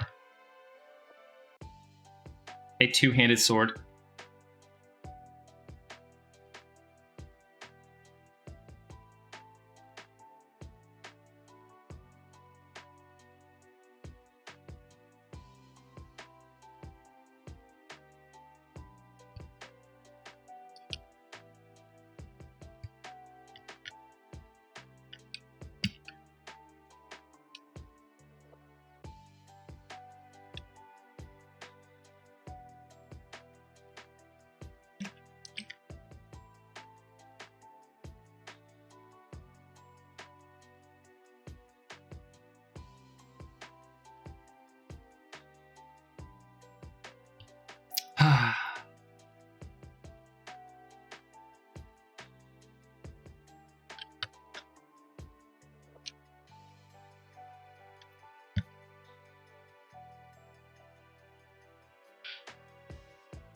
Feels good, boys. It feels good. All right, guys. I gotta take off. It had been an awesome night streaming with all of you. Thank you so much for coming out. I loved doing this. This was just our first night of Mandalorian. We're gonna be doing Mandalorian every day this week that we would normally stream, which is Monday, Wednesday, Friday, and Saturday. So keep tuning in. It's always at 8 p.m. Eastern. I can't wait. I literally cannot wait for the next episode. Man, having the Ghoulbane was just the cherry on top of a wonderful night. So come check it out. We'll keep plugging away at that bounty board. We'll keep pushing these levels. We're going to go all the way to 60. Mark my words. Other than that, let's find somebody to raid. I think today we're going to raid Osiris. Here we go, guys. Raid Osiris, spam his chat. He is in the Mandalorian challenge too. I don't think that's what he's doing right this moment. But let's go show him some love.